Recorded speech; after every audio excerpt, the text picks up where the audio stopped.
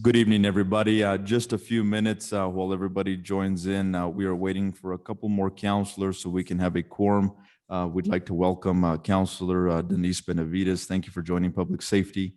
But currently we are waiting on Counselor Peggy Sue Martinez and Counselor John Ritchie, and then we will start the meeting. Thank you all.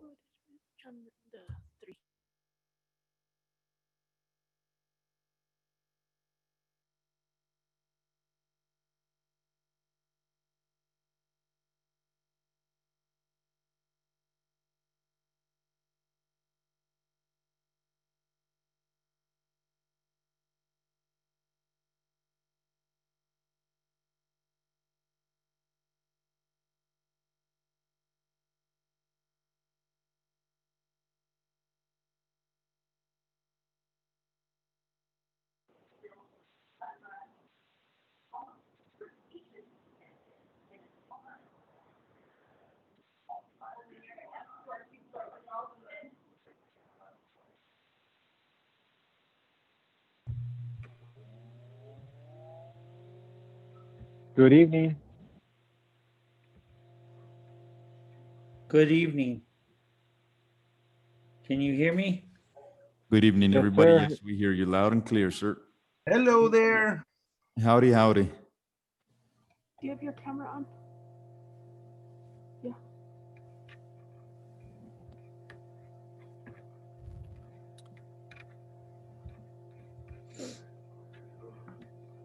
Give me 2 more seconds.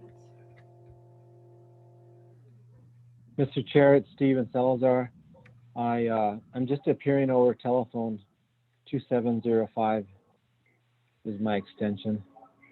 Is this the Honorable Judge Steven Salazar? Yes, it is, Counselor. Good evening. Welcome, Judge. Thank you, sir. Thank you. Good evening. Thank you.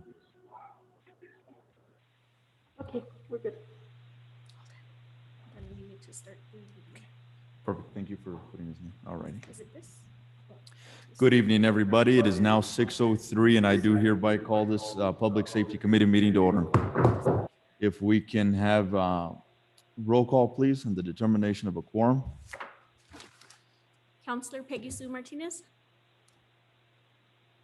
Honored to be here. Counselor Manuel J. Martinez, I'm here. Counselor John Ritchie, Present. Committee Chair Justin Salazar Torres. Present. Looks like we've got a quorum. Thank you, everybody. Next item on our agenda is the approval of the agenda. Counselors, at your leisure. Move to approve. Second. All righty, we have a motion to approve by Counselor Manuel J. Martinez and a second by Counselor John Ritchie. If we can have a roll call vote, please. And counselors, actually, excuse me, is there any discussion regarding the agenda? All righty, seeing none, we'll move forward with that roll call vote. Counselor Peggy Sue Martinez, In favor? Counselor Manuel J. Martinez, For the motion. Counselor John Ritchie, In favor. Committee Chair Justin Salazar Torres. In favor. All righty, we've got an agenda, folks. Next item on our agenda would be public comments. I know we do have some folks here that are here for the item under matters from the chair. So if those folks wouldn't mind waiting until that line item comes up, that'd be great. If there's any other folks that are joining in, that may be joining in regarding the HOV proposed ordinance, if they wouldn't mind waiting for that. But if there's any other folks that are joining us that would like to give public comment, go ahead and speak now, and please state your name that way for the record, please.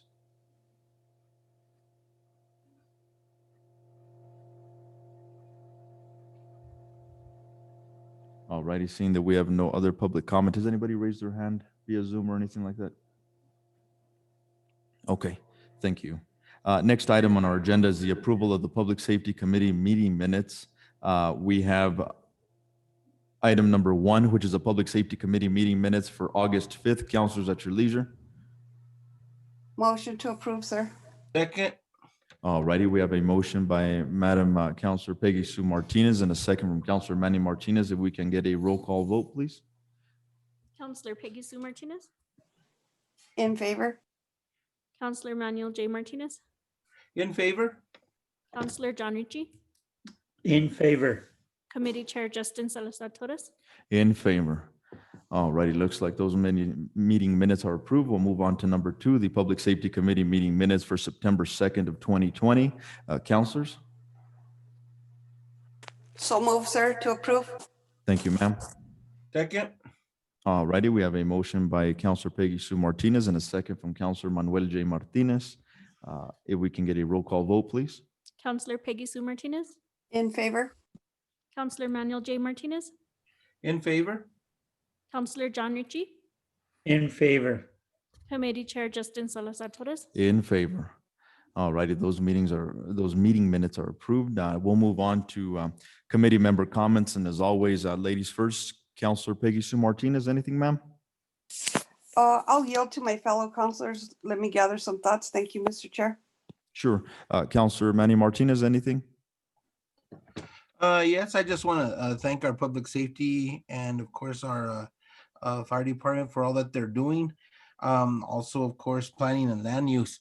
I know that they got a little bit of a hit on the news with a couple of properties, or at least a property there in Fairview Lane. But I just want them to know that I have heard from different people that live in that area, neighbors of that particular home, and they're very happy to see that the city is doing something on that home, in spite of the way the news may have made it appear. Sir. Thank you, Counselor Martinez. Counselor John Ritchie, anything, sir? At this time, no comment. All righty, thank you, sir. Back to Counselor Peggy Sue Martinez. I too just want to thank all first responders that are continuing to give their full service to this community, inclusive of those that work at our Espanola Hospital and those people that are working in restaurants on the front line, serving people that are out and about, putting themselves at risk. So we definitely appreciate everybody that is functioning and working, and also just reminding people that the numbers are on an uptick for this situation with COVID-19. We need to be non-complacent to how we are social distancing and how we are wearing masks. I'm hopeful that if the numbers continue to rise, that we consider some action that's positive for businesses, as far as possibly making sure that businesses have a temperature reading system before customers are entering, and also making sure that not only requiring the mask and PPE in public areas, but making sure that people keep them on. You know, I go through Lowe's now and then, and I've noticed that people will walk in with them at the door when they're being checked, and then you go through the store and they're wearing them as some kind of necklace. So I think it's important for people to understand the importance of keeping that mask on your face when we're in public, and making sure that we're aware that our community is only as safe as people are willing to rise up to the needs of wearing the mask and social distancing as much as possible. Thank you, Chair. Thank you, ma'am. Appreciate it. Counselors, any other comments? All righty, we will move on to matters from the chair. This next item is traffic at Valley Estates. I did not know what to title this, but we have some constituents here, and ever since we were on the campaign trail until this very date and this very minute, we have received phone calls and so forth regarding these issues. So I decided to place this as a line item to give the Valley Estates constituents the respect to state their frustrations. We do have with us Chief Roger Jimenez, as well as Fire Chief Ron, and the public safety, so we can address these issues. So we will open up the mic and the podium. I'm not sure who else is via Zoom regarding this issue, but we'll start with the individuals here in the chambers. We do ask that the individuals here in the chambers, please come up to the podium. Please leave your masks on, because there's multiple of you, and we don't have disinfectant to go and clean right after each other. So if you can please leave your mask on, but just state your name for the record. Thank you. And folks, for the record, this is the Honorable former City Manager Mark Trujillo. Thank you, Councilor Justin. Appreciate that recognition. And thank you, Councilor Peggy Sue, Councilor Manny, and Councilor John Ritchie for giving us your time this evening with the public safety concerns that we have with the Valley Estates residents. And I also like to thank the police chief and the fire chief and whoever else is online listening. We do appreciate your time. We, as residents of the Valley Estates right now, are a little bit concerned about the traffic, public safety issues that we have within our residence. We have before you a petition signed by about 42 residents. I don't know if you received it in your Yes. packet. Okay. And then the introduction to the petition. So with that being said, before I open it to any questions or comments on it, just want to let you know that we did meet last night with the Public Works Department. The Public Works Department did agree to check to see what's going to happen with signage and speed bumps and other concerns that the residents of Valley Estates have. What we're here tonight to talk to the Public Safety Committee about is the safety of Valley Estates, the speeding of Valley Estates, the needles that we find in Valley Estates, and the concern for welfare that some of the residents have of not enough public safety within Valley Estates. And Valley Estates was built around 1959 with 68 homes. And I don't think that when they built Valley Estates, they realized that everything was going to be built around them. So now we have many businesses, and that's great. Kudos to the city council, to your planning and land use, to everybody that brought these businesses into the valley. They did an awesome job. But I think with that awesome job, they did not consider the impact that it's going to have in Valley Estates. Now we have, Councilor Justin, we have so much traffic going through Valley Estates that people are literally just flying through there. And we have people walking there that are either new families. By new families is they're having babies and they're pushing strollers. We have people that are retiring there. We have myself that is recently retired. And then we have people that are in their 70s and 80s that are trying to walk the streets. And they are literally jumping out of harm's way with these vehicles going so fast. And I know that I've seen some of the public safety police officers going to Valley Estates, and they are doing their best to patrol it, but we need more, because it's just not safe to be walking in Valley Estates right now with the 68 residents. 42 of them have said the same thing. We need the city to do something. So that's why we're here presenting to you today. We did present last night with some options. What did I do with my glasses? They're on your forehead, sir. Oh, God, I'm not the first that have done that, for sure. But what we are asking is if there's either LED flashing speed lights, added stop signs, speed dips, or additional speed humps, post-private drive, closed McCurdy access, or increase public safety patrols to take care of the aggressive driving that we have there. So we're going before you today. I know that this is only for discussion, so no decisions could be made this evening, but we would like you to take it to the next step if you can.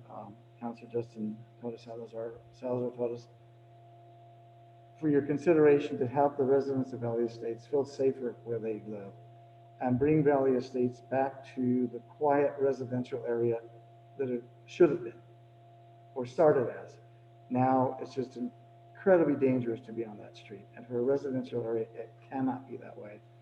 And we are concerned for the well-being of all our residents, not only on Valley Drive, but on Sunset Drive as well. And I'll stand for any questions, or if any of my neighbors in Valley Estates want to make any comment. Sure, we'll go ahead and let everybody else speak, and then what we'll do is I'll have Chief Roger and Chief Ron go in and step in and see what we can do. We'll work this out. Folks.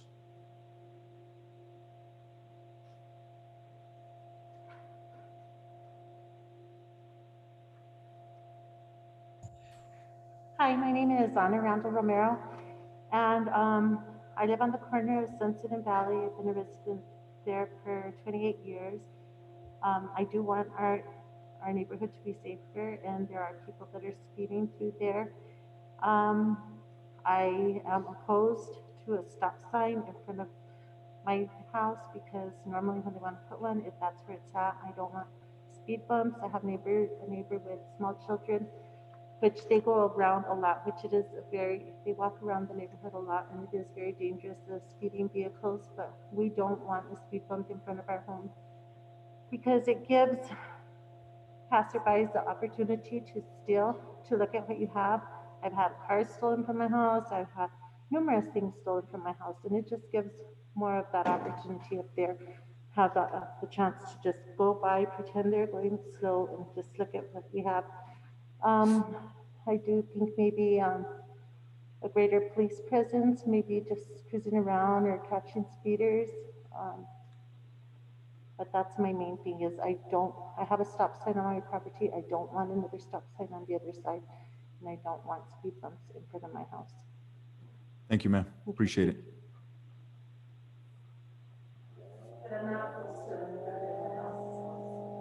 Okay.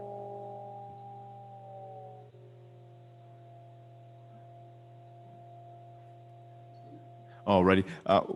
Counselor Peggy Sue Martinez, I do understand you had your hand up. I did, but I'll yield to everybody in house. Thank you, Chair. Okay, thank you, ma'am.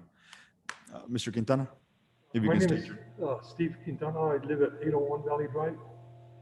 And I have a big concern with the high traffic and the rate of speed of the traffic going through Valley Estates. I have a great granddaughter that's going to school, and my wife is teaching her now on the computer. So when she breaks for recess or for lunch, she wants to ride her little scooter. So when she gets on the scooter, I'm afraid that she'll go down to the road, because the traffic is so bad. And last night we had a meeting with Public Works, and they mentioned something about putting speed bumps, that they want us to talk to the people. Like we have like 6 speed bumps, 5 on Valley Drive and 1 right in front of the fire station. And they said that they could install more speed bumps, but we'll have to get the okay from the adjacent residents that will be in front of the speed bumps will be in front of their homes. And I told them that I'd try to see if I could get that done. I'll talk to the people and see if I can, if it's okay with them to put a speed bump. That since it's a city street, I thought the city should have say-so on that, But I'll try to see what I can do there. But stop signs, speed limit, lowering the speed limit. When we first moved there 23 years ago, the speed limit was 10 miles an hour. And I remember attending one of the meetings, Valley Estates Homeowners Inc. meeting, and when they were going to raise from 10 to 20, I was concerned that I was new and I didn't want to, stir the water. That if we could lower the speed limit, that'd be great, and get this, get it policed. I think if a police are in view or give a few citations, because people are just flying through there, that will deter a lot of the racing through there. At night, it's even worse. You get speeders going through there, speed bumps or no speed bumps.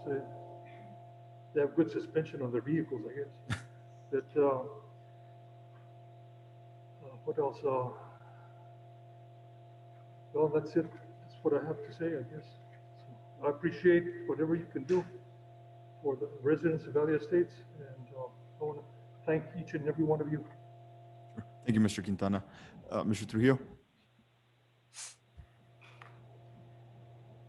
Thank you, Councilor Justin Salazar. I just want to mention on the petition that you have before you are 42 resident signatures, and the residents that signed this petition are very aware of what we're presenting tonight to you, which does include consideration of stop signs, consideration of speed bumps.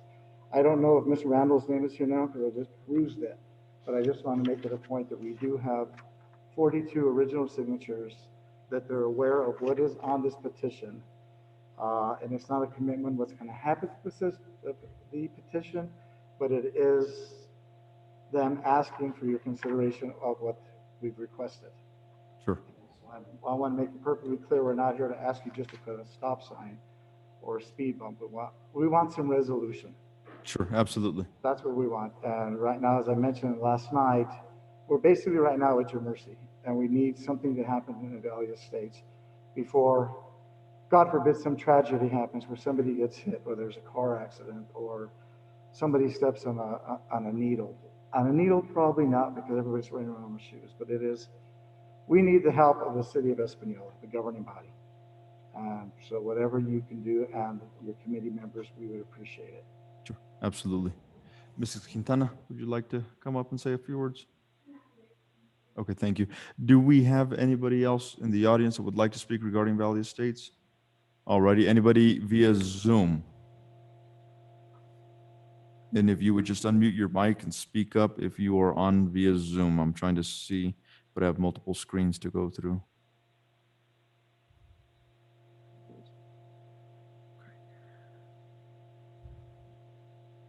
All righty, well, it looks like we've got nobody via Zoom. Now we'll go back to Councilor Peggy Sue Martinez. Thank you, Chairman. First of all, thank you to Mr. Mark Trujillo, Mr. Stephen Quintana, and Mrs. Ana Randall for presenting and for having the passion to improve Espanola in their own neighborhood. So we certainly appreciate their efforts and their time. It's my understanding that the petition that they're presenting is for both streets, Sunset being one and Valley Drive being the other. Am I correct? Correct. Do we know what the speed limit currently is in that neighborhood right now? The speed limit, I believe, is 20 miles an hour, correct? Yes, 20 miles an hour, ma'am. Do we know how many citations have been given out in that neighborhood in the last 2 years? Do we know? I will yield to Chief Roger Jimenez. I don't need a specific number. I'm just curious if we've had any saturation patrol or done anything specific to that street, because it's connecting one part of the community to the business sector of the community, and people are using it for a get through instead of going through a major street like Fairview Lane perhaps, or La Jolla. They're going ahead and utilizing Valley as the way to get to the commercial sites that are right in that area. So I'm just curious, Chief Jimenez, have we had any kind of saturation or speed control going on those two streets? Good morning, Mr. Chair, members of the committee, Councilor Peggy Sue Martinez, Mr. Trujillo, thank you for bringing this to my attention. We are more than willing to do saturation patrols. As you all know, we had the SAFER and DWI Department of Transportation grants that we're willing and able to use on those streets. So if I could get some times and times that would actually be better to place officers. As you all know, we unfortunately can't put officers there 24/7. So if I could get some times and timeframes that officers would be more effective there, whether it's in the morning time or in the evening times.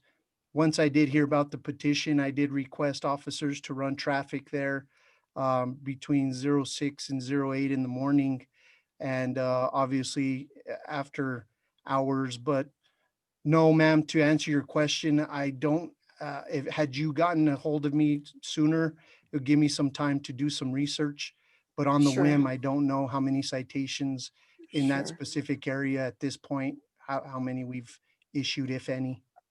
I'm not trying to put any extensive pressure on you, Chief. I'm just curious Sure. as to whether or not we've actually identified that area as a problem because of the way that people utilize it to cut from the McCurdy side onto the commercial side. Sure. And I've been on the street myself. I totally and completely understand the frustration of the residents of that street. And I do believe that some saturation patrols, maybe some hidden police units with a radar here and there would benefit people stopping. The word gets around pretty quick. If you patrol it for a little while, I'm sure the word will go across the city that don't cut through Valley Estate speeding because you'll get nailed with a ticket or a citation for sure.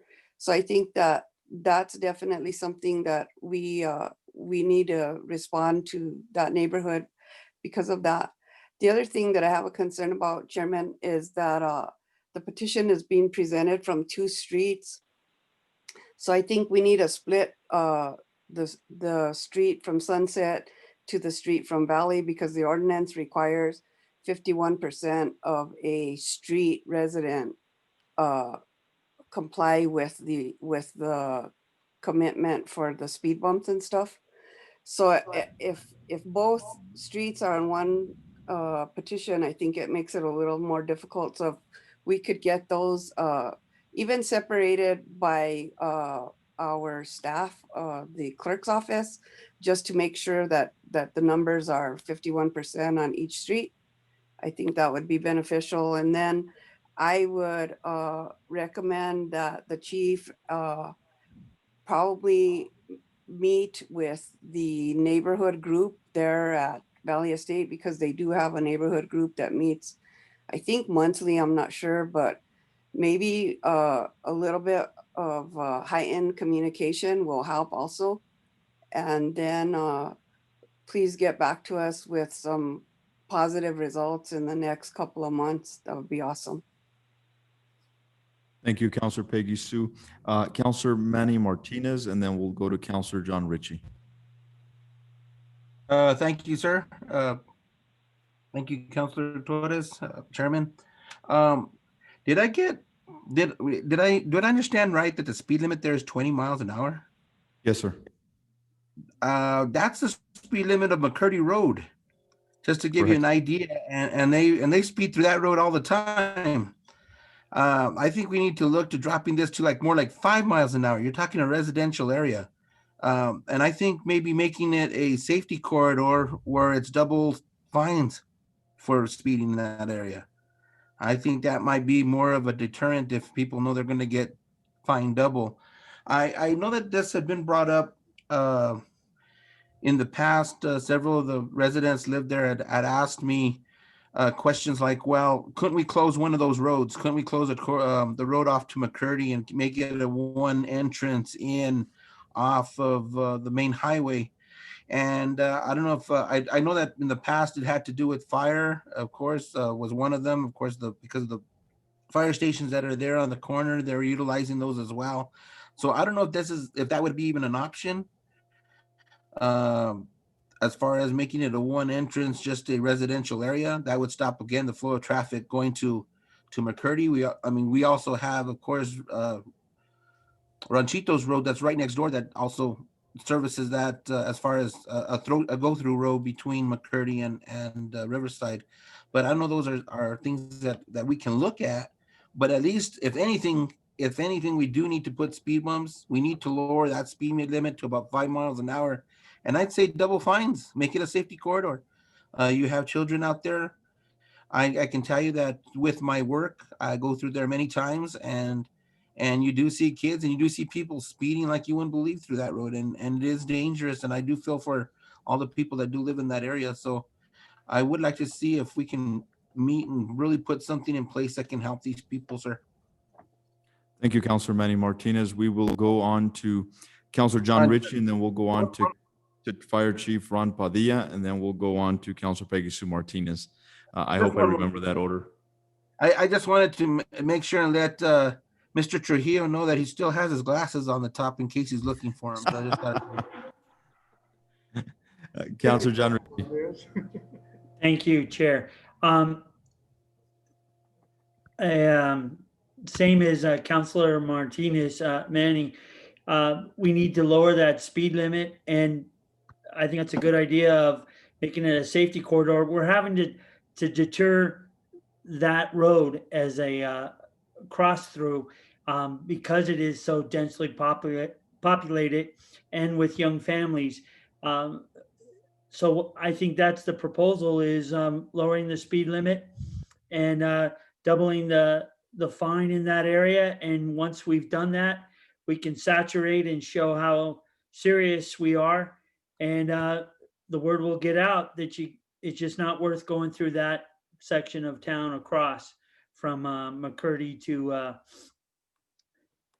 to Riverside. So I'm in full agreement with Councilor Manny Martinez on that. Thank you, Thank you. Councilor Ritchie. We will go on to Fire Chief Ron Padilla. Floor is yours, sir. Mr. Chairman, members of the Public Safety Committee, and Mark Trujillo, it's good to see you, sir. My concern is they were talked about adding how many more speed bumps? Is that a question? Yes. Yes. Hi, Ronnie. We are not sure how many more speed bumps they were going to add. They were going to try to do a drive-by today, the Public Works gentleman, and see where they could probably put some more speed bumps. Okay, and how many speed bumps are there now? I know there's like 5. I believe there's 5 or 6. Okay. 6 speed bumps. If we're going to add additional speed bumps, my concern is with the fire department is with our vehicles being as heavy as they are and full of water and equipment, adding additional speed bumps is also going to reduce response times for our big trucks. So if they're engineered a little bit flatter, but there's still speed bumps, we need to take that in consideration on that response time. We are going to have to slow down to hit those speed bumps considerably with those big trucks that we have. So that is, I will go and talk with Richard with planning and zoning, also talk to him about it and see what we can do to make it make sure that we can get through those speed bumps without damaging our vehicles. And I really don't want to cut down on response time. That's Thank you, just Chief. my concern from the fire department side. Thank you, Chief. We will go on to Councilor Peggy Sue Martinez. Thank you, Chairman. So, and an afterthought, I was thinking, you know, the city of Espanola has never tried a speed enforcement vehicle. And I'm curious what the possibilities of having something like that in our community and how nice it would be to move it from Valley Estates to McCurdy Road to North Coronado, South Coronado, La Jolla. They can be used on state roads. It's illegal to use them on a state road, but definitely we could use them on parts of Espanola where people are really getting out of control. And I posed the question to the chief, and I'll go ahead and yield to him, and maybe he has some thoughts on that idea. Thank you, Chief Jimenez. Mr. Chair, members of the committee, Councilor Martinez, yes, ma'am, I responded on there. So what I think you're asking for is what is called a red flex camera that they had in Santa Fe and Albuquerque. What happens is we have to purchase a different unit, multiple units, and then we also have to go through a third party to run said units, and also to we have to pay them. I think it's about 15% of the funds that we generate and the revenue that we generate, they would get part of that. So, you know, I can definitely look into that.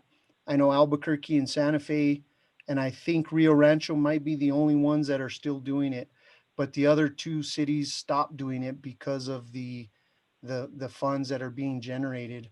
It's hard, and then you're asking for another personnel to monitor those, but I'm willing to do whatever it takes. Mr. Trujillo, I did want to give you my contact number so you have it and you can contact me directly. My phone number is 505-257-8315. And if you could contact me with the times that you think would help out, I'm more than willing to get these officers to work overtime and monitor and definitely set up some traffic patrols in that area. We'll do anything we can to help you out, sir. The other thing that we were thinking about when we were discussing is maybe a roundabout. You know, I know roundabouts are pretty good at slowing down traffic rather than just doing speed bumps. Maybe that will be a little bit easier for the fire trucks to maneuver. But that'll definitely slow down the vehicles as well. But anything we can do to help you. Follow through, Chair, I'm sorry? follow through. Yeah, go ahead, Counselor Peggy Sue. Thank you, Chairman. So if we could possibly get some cost, Chief Jimenez, on what all the details would be concerning an enforcement vehicle like that, whether or not it would have to be purchased, or there's a possible lease agreement available to the city, if there's a possible trial period where we could try it out and see what we think. If we could get that, for sure, I would just appreciate any patrols that we could do to enforce speed throughout the community. So definitely working with that neighborhood and trying to do as much as you can to solve the issue. But I think that it's important to note that we can't just do it for a little while and expect that it's going to fix itself and it's never going to go back to how it is now. I think the key here is consistent enforcement so that there's some accountability to those that refuse to follow that speed limit. Thank you. Thank you, ma'am. Counselor John Ritchie, I believe you had your hand up. Thank you, Chair. Just wanted to reiterate, what is the procedure to lower the speed limit, and then in play, of course, working with the department, with the police department to saturate that area. And it is going to take some time. It's going to take time to educate the community that that's not the most feasible route from one side to the other. That's what it's going to take. So what does it take Counselor to Ritchie, lower the speed limit? And I'm going to follow up on your question there. We do have with us the Honorable City Manager, Mr. Javier with us. If he would like to chime in on your question, that would be great. Mr. Chair, members of the committee, what was the question in regards to me, Mr. Chair? So the question from Counselor Ritchie and from all of us would be is to lower the speed limit in Valley Estates to, did I hear 5 miles an hour? Is that what I heard? Yes, sir. Okay. And then a double fine zone, sir. Yes, Mr. Chair, members of the committee. So we definitely are taking note on all the suggestions moving forward. I believe that we can meet together. I know that the Public Works Department, as of today, with a Public Works Director and the Street Supervisor, were out and about, boots on the ground, physically out there, checking Valley Estates in regards to the speed bumps issue and what they talked about last night.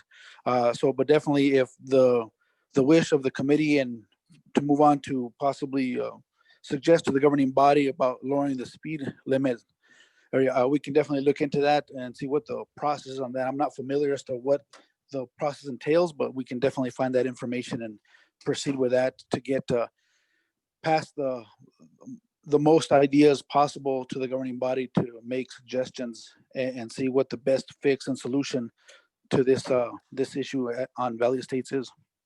We have with us the Honorable City Clerk, Melissa, and she stated that we would need a resolution. So what we'll move forward here is for our next Public Safety Committee meeting is we'll propose a resolution regarding this, and we'll have discussion, and we'll have it as an action item to move on to full council as soon as possible and get this taken care of as quick as we can. Sound good with everybody? Yes. All righty. Do we have any other questions, comments, or concerns? Mr. Trujillo, Mr. Quintana, Mrs. Quintana, ma'am? Okay, go ahead and come up, ma'am. To the mic and against I each of do, Councilor Salazar, before I'll yield the floor to Ms. Randall. I just want to thank Chief Jimenez and Chief Padilla and all the councilors that are listening in tonight, and also City Manager Javier Martinez for listening to us tonight. And appreciate any consideration that the city would give to help us take care of our issue with Valley Estates. One thing with Chief Jimenez, I love the idea, just as speaking as Mark Trujillo, a resident of Valley Estates, of the roundabout. I love roundabouts. I don't think we have the street, the size to allow a roundabout, but I've traveled a lot, and every time I run into a roundabout, boy, that roundabout, I don't come to a complete stop, but it really does make me slow down, and I love them. I don't think that's realistic, but I appreciate that, Chief Jimenez, and I'll give you a call with those numbers that you requested of me as soon as I can get them. And I thank you for your time, everybody. Then I think the issue would be is, you know, we put a roundabout at each of the ends of Sunset Drive, Yeah. Valley Drive. It'd be right in the middle of Valley Drive that they'd catch some speed and slow They'll down. slow 'em out. And I do have some residents of Valley Drive that have contacted me, and they said they are in favor of speed bumps, double speed bumps for that matter. Sure. Thank you, Mr. Trujillo. Well, ma'am. Hi, Donna again. Sorry, but I'm opposed to the roundabout because I live in the center of the street. So my place would probably be where they would want to place the roundabout. Sure. We're back to the issue of, you know, I worry if there's some people going that slow, they could abduct the kids right across the street from me by those big trees. And also, I think 5 miles an hour is just way too slow. I think 10 is more reasonable. I mean, it's a long street. Can you imagine going 5 miles an hour all the way the length of that street? I think that is just too slow. Sure. I think 10 is, I mean, from 20 to 10 is cutting it in half. I think that would be great. Okay, thank you, ma'am. Okay, Appreciate thank you for listening. No problem. Thank you. All righty. Counselors, any additional comments, questions? Anything from our chiefs? Alrighty, well, we've got our homework cut out, and we will keep all our constituents of Valley Estates posted on what we have coming up next. Thank you all for joining us. Have a good night. Thank you. Alrighty, we will move on to the next thing on matters from the chair. We have this month of October is Breast Cancer Awareness Month. So if anyone is interested in purchasing a t-shirt from our fire department, please give Wickersham a call. He's more than willing to sell you a shirt, and I would suggest to the fire department to come before full council and get everybody to buy a shirt. All righty, that's all we have for matters from the chair. We will move on to the action, discussion, recommendation items to full council. This is number 4, and this is an update on the proposed ordinance authorizing the operation of recreational off-highway vehicle and all-terrain vehicles on paved streets owned and controlled by the city of Española.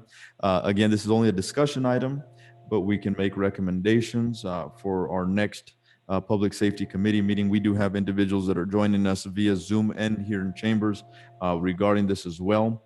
But I will yield the floor to Chief Roger Jimenez, as well as I am not sure if Game and Fish Law Enforcement Coordinator, Program Specialist Desi Ortiz is with us as well. But we will yield the floor to Chief. Thank you, Mr. Chair. Members of the committee, I do see Sergeant Ortiz there. Thank you, Sergeant Ortiz, for being here. So the questions that, or it's not you, sorry. One of the things that I wanted to bring up was the discussion topics of the OHV. And I know we had questions about it. I know it's been a few months now, but I wanted any discussion items and questions to be asked, since we had, at that time it was Desi Ortiz, but he wasn't able to make it tonight, I think. So I'm hoping that somebody is here from Game and Fish. They are. Can you hear me? There you are. Hey, Matt. I'm Matt Seidel, New Mexico Department of Game and Fish. I'm Desi's boss. I run the off-highway vehicle program. Great. Thank you very much for being here, sir. So I just wanted to hear, to allow counselors and anybody that had any questions to ask now that Mr. Seidel is here, and hopefully clear up some of that muddy water for the OHV. All righty, we will go first of all with Counselor John Ritchie. Thank you, Chair. Mr. Seidel, Yes. we'll just go right to it. What our confusion was that there was in some of the ordinances that our cities have is that you cannot utilize this on state highways. Can you clarify what roads within a municipality are accessible and not? Because that's our main question. Yes, Mr. Chairman Salazar and Councilor Ritchie. What it is that what the statute stipulates to, as it was passed and written, was that any locality, municipality, village, whatever, or county can pass an ordinance that allows this type of activity to be legal only on the paved roads that that particular locality controls. So obvious exceptions would be that they cannot have an ordinance if a state road, state highway, federal highway runs through their township, if you will. It's only those roads that they control, that they own, privately owned, if you will. So a follow-up question, as you know, the layout of Espanola, we've got state highways is our main corridors on the west side and east side, going north and south. So our residents they can't access that if they're living on the south side of town and trying to go northwest to 31 Mile Road, they'd have to travel on a state highway, correct? Correct. Yeah, that would constitute an illegal maneuver, if you will. So we're kind of roadblock for our situation. We're state roadblocked, I should say.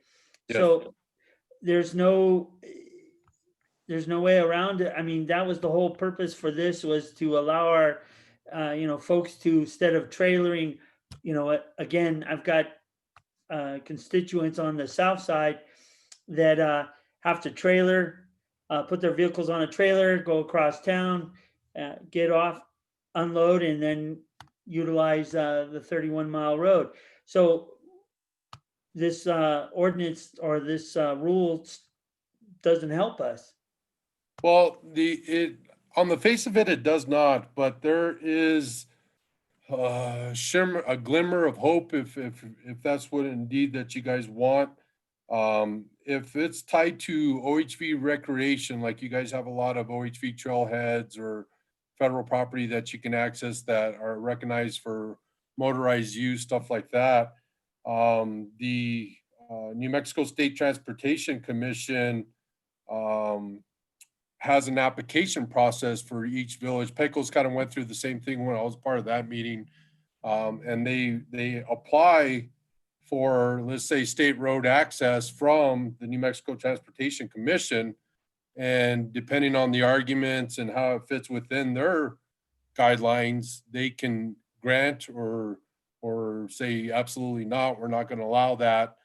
So there is a little bit of hope that maybe the State Transportation Commission can actually allow a state road to do it.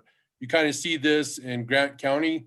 You also see a little portion of a state highway up in Red River that has been allowed access, limited access to OHV use as a part of that particular village's ordinance. So a lot of people have applied and they have been denied, but there are a couple that have been accepted. So there's definitely an avenue if you guys choose this path. And What would, how do we access that application? What department? It's just the New Mexico State Transportation, DOT. Okay. Alrighty, thank you, Counselor Ritchie. We have Counselor Peggy Sue Martinez, and then I believe Counselor Manny Martinez had his hand up as well. So that's the order we'll go in, and then I will open it up to public discussion as well once counselors have had their chance to speak of their issues. Counselor Peggy Sue, sorry about that. So first, I'd like to hear from City Manager Martinez and ask him if he's had any communication from legal concerning this issue. And then I'll continue with some concerns that I have. Mr. Chair, members of the committee, Councilor Peggy Sue Martinez. So initially, we've had some discussion with legal in regards when this topic was first brought up to public safety about a month ago. But I believe that Chief Jimenez had primary conversations with legal. So I'll go ahead and yield the floor to Chief Jimenez. Yep, Mr. Chair, members of the committee, Councilor Peggy Sue Martinez. Yeah, legal said the exact same thing, and they gave us their same interpretation that Mr. Seidel gave. Would be very difficult for us to pass an ordinance without violating the state statute because of the state highways that are going through our city. So the last time that I did look at the Las Cruces website, which you had told me about, and I sent you all the email, and it's the same thing that they're doing, is only on their city-owned streets that they passed an ordinance. So that's why I asked Mr. Seidel and Mr. Ortiz to be here today, so you all could get the answers directly from the experts.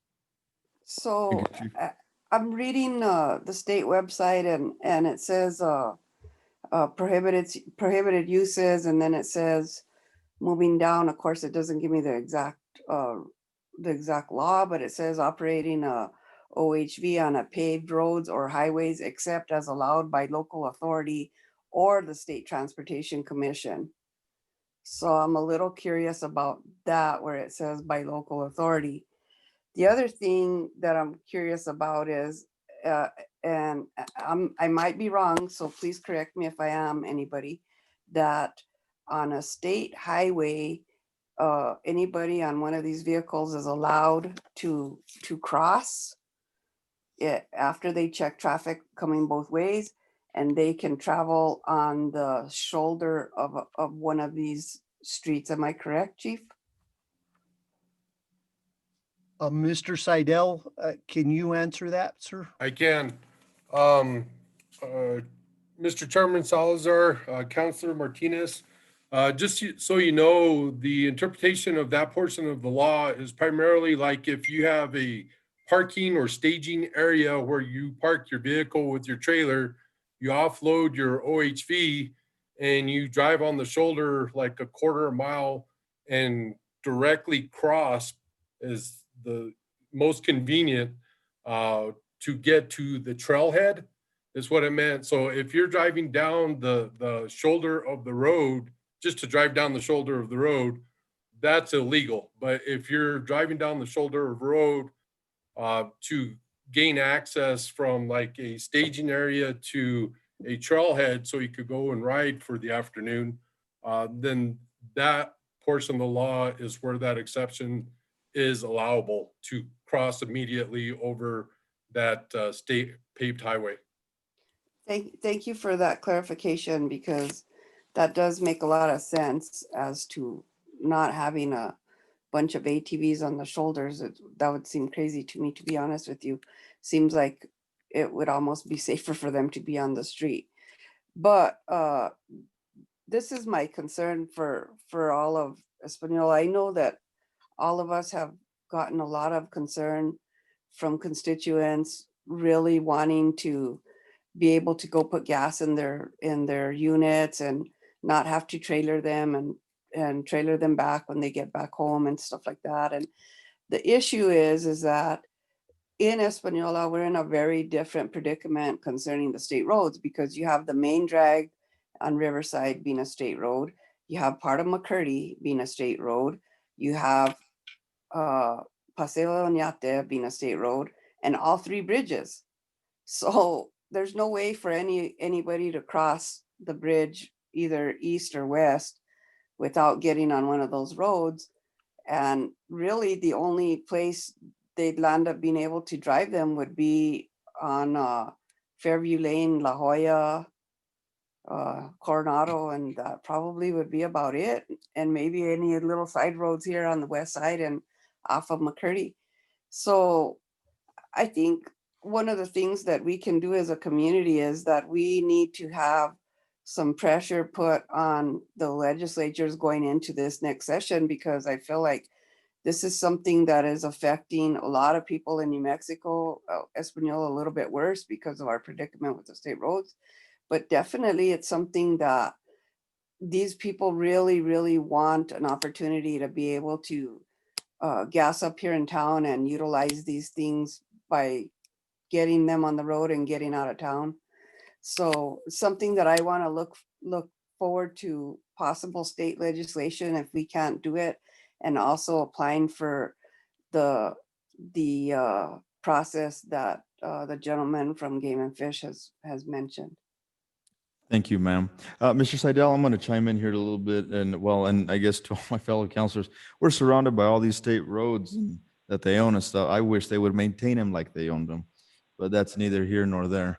My next question would be, Mr. Seidel, that you have more insight, is I own a Razor myself, and I've gone to motor vehicle, and they've issued me an on-highway permit. What is that? What permissions does that give me?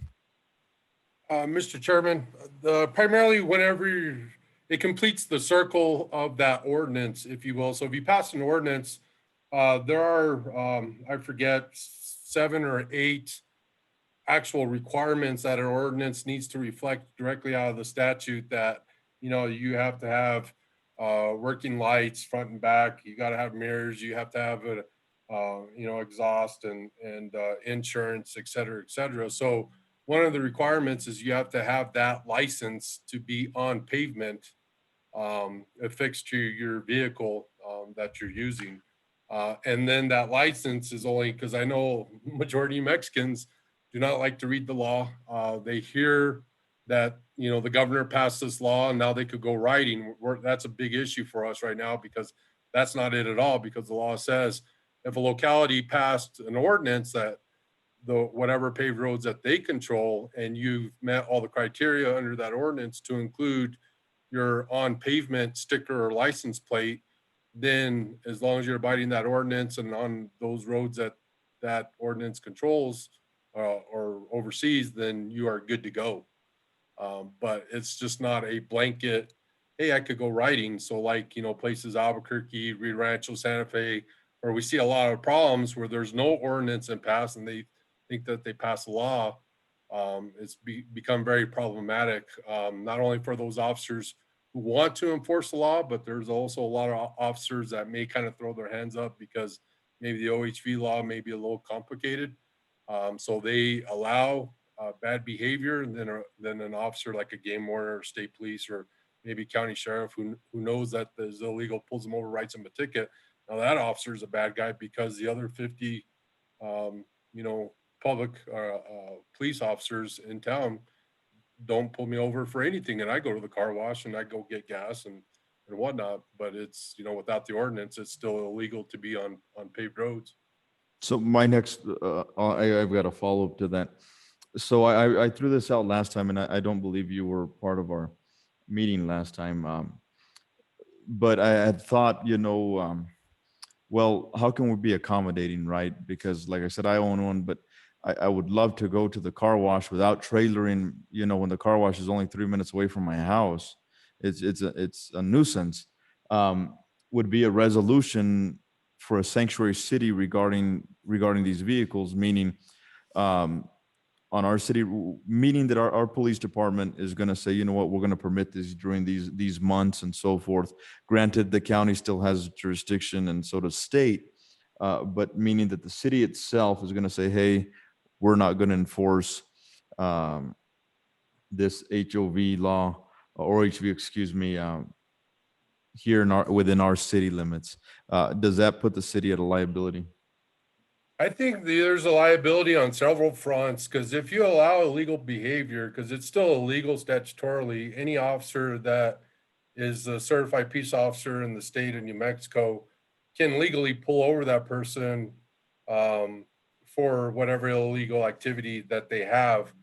You cannot supersede the statute saying that, oh, we're not going to allow it for these couple weeks or months or something like that. So I see a huge issue there. The other liability that we're also starting to notice is, even though there's a lot of illegal activity for Rio Rancho, for example, I hear from them city lawyers quite a bit, because a lot of people have side-by-sides and they either leave them as is, where they buy them from the manufacturers. And of course, all manufacturers, OHV industry, absolutely will tell anybody that their vehicles are not made for paved roads. That's not what they built them for. That's not how they maneuver. And they think it's a horribly bad idea. But what I've been hearing out of Rio Rancho, and I've been in a few meetings with them, is people are wrecking, whether their side-by-sides are street use, meaning they got different tires and they got more of a street tire on it versus they left the knobby ones on it. But they're hitting like potholes and they're hitting curbs because the steering mechanism's way different in one of those on a paved road. So when they wreck, they're actually suing the city of Rio Rancho for their wreck, even though they were practicing an illegal operation of a vehicle. They're still suing for damages, bodily harm, and also damages to the vehicle. So I found that very interesting. That is a growing liability concern for this type of statute. I don't think anyone really kind of thought of. Okay, thank you, sir. Counselor Manny Martinez, I believe you had your hand up, and I'm sorry I chimed in there. That's okay. Thank you very much, Chairman. This just sounds to me like this is something that really, I mean, we've talked about this before. It just really needs to go to the state level, and this legislature is going to have to fix this. And I believe it's fixing it, because right now what I see or hear is that the state is charging people through these licensings for something they can't use.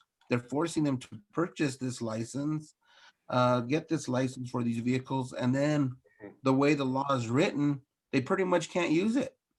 And I think that itself is very wrong. And I think the only way this is going to be fixed, because this isn't an Espanola issue, it's a New Mexico issue, that the state's going to have to look on how they're going to handle this and fix this right. Because otherwise it is going to put all the municipalities into a bind when they do start allowing vehicles within their city streets. As Councilor Martinez said, we have so many corridors connecting from city streets to state roads, and that it's virtually impossible for them to not maneuver a vehicle such as this without being on a state road.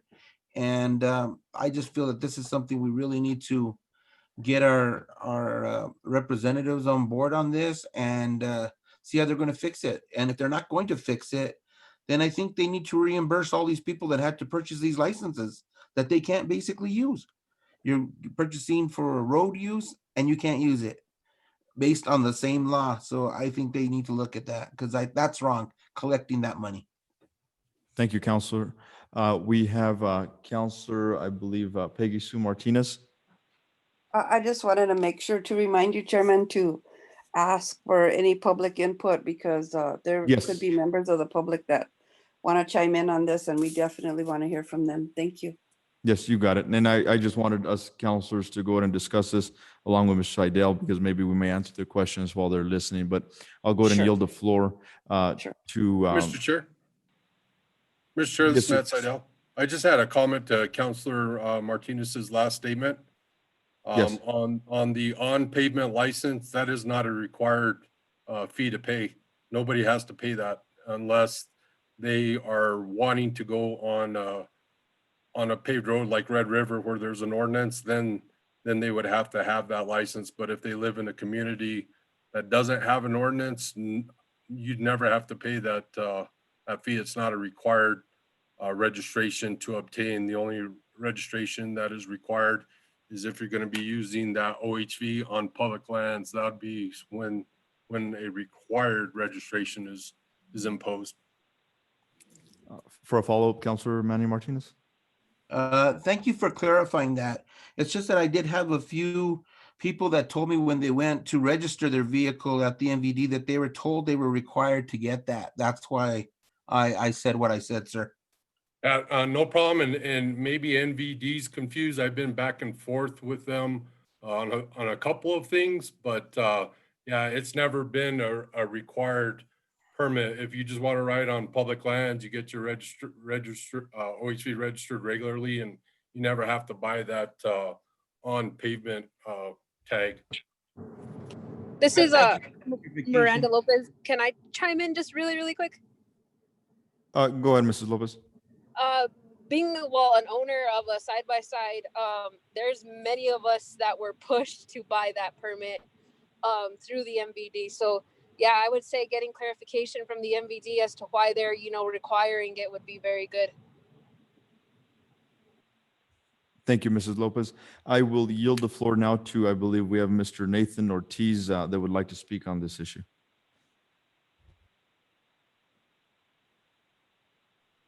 Senor, we cannot hear you. Is he unmuted? It looks like you're unmuted. Mr. Ortiz, can you hear us? We can't hear you for some reason. Let's see. Okay. Go ahead and speak.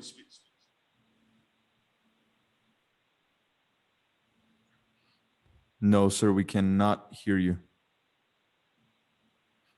And you're not on mute on your end, sir?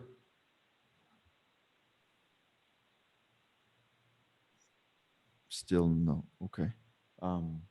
Nothing. Mr. So everything's unmuted on our end, sir. We cannot hear you. I was going to say, Mr. Ortiz, could you type in your question?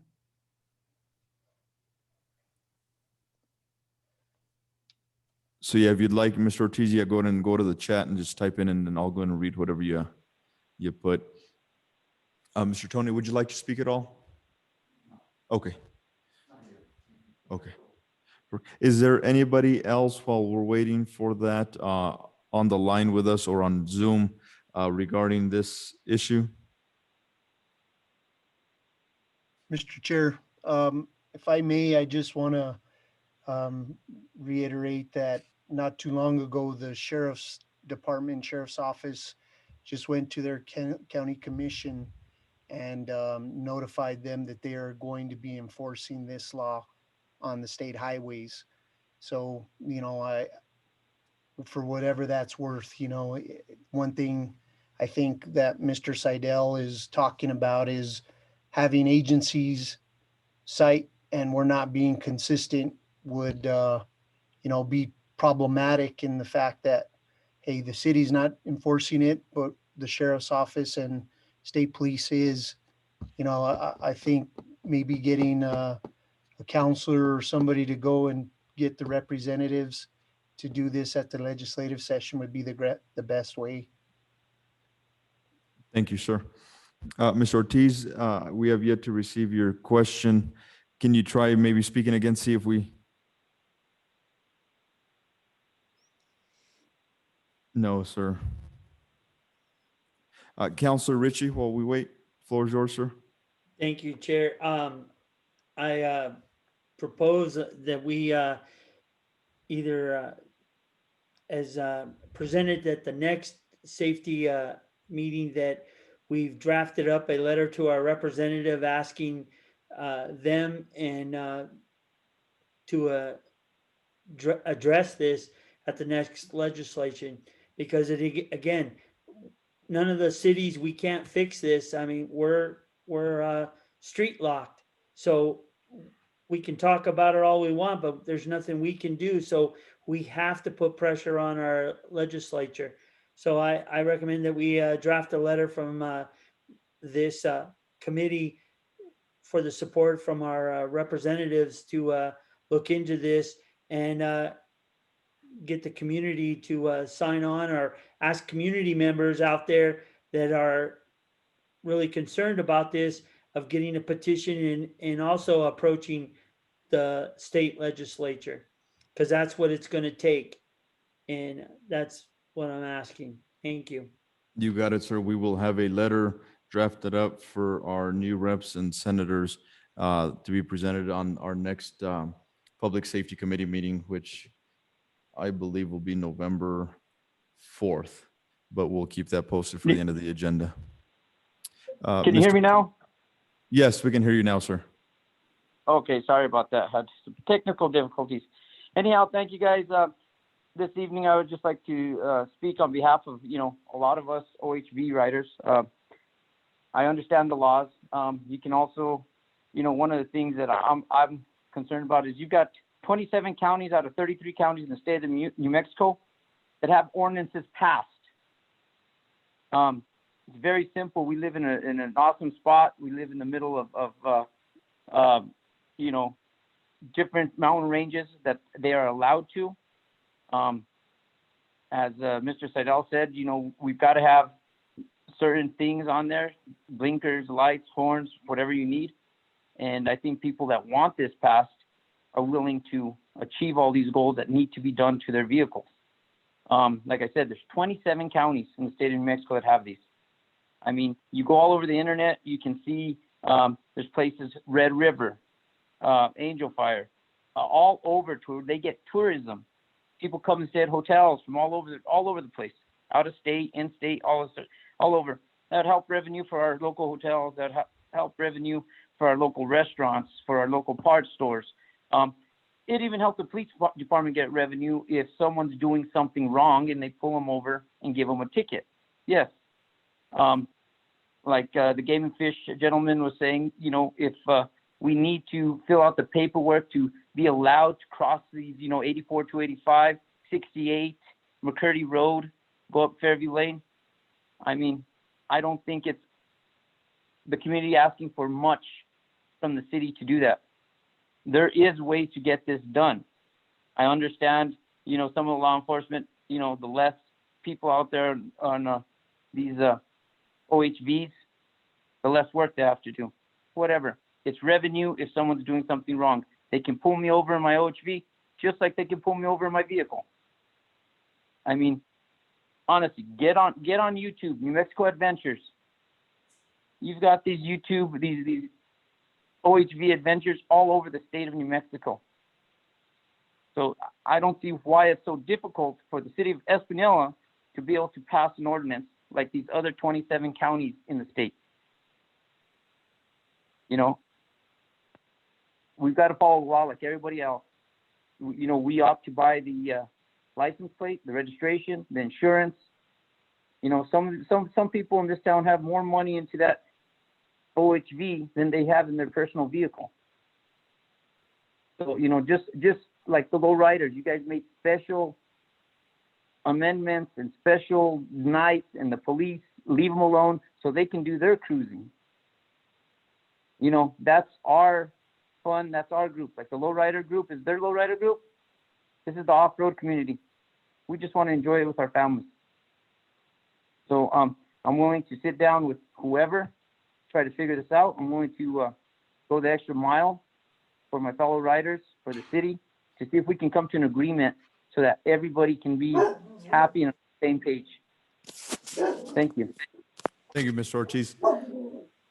Follow through, sir. Councilor Peggy Sue Martinez? Just, I feel the frustration of the group of people that ride these vehicles and really seem to enjoy them. And just making sure that we as a governing body follow through with the state highway department, see about applying for special provision to allow for it here within our city limits. So let's try and follow through on that. And then also state legislation and possibly maybe get some resolve by the next public safety meeting concerning that application to DOT. Thank you. Absolutely. Thank you, ma'am. I just wrote that down as a priority. Councilors, anybody else have any comments, questions regarding this issue?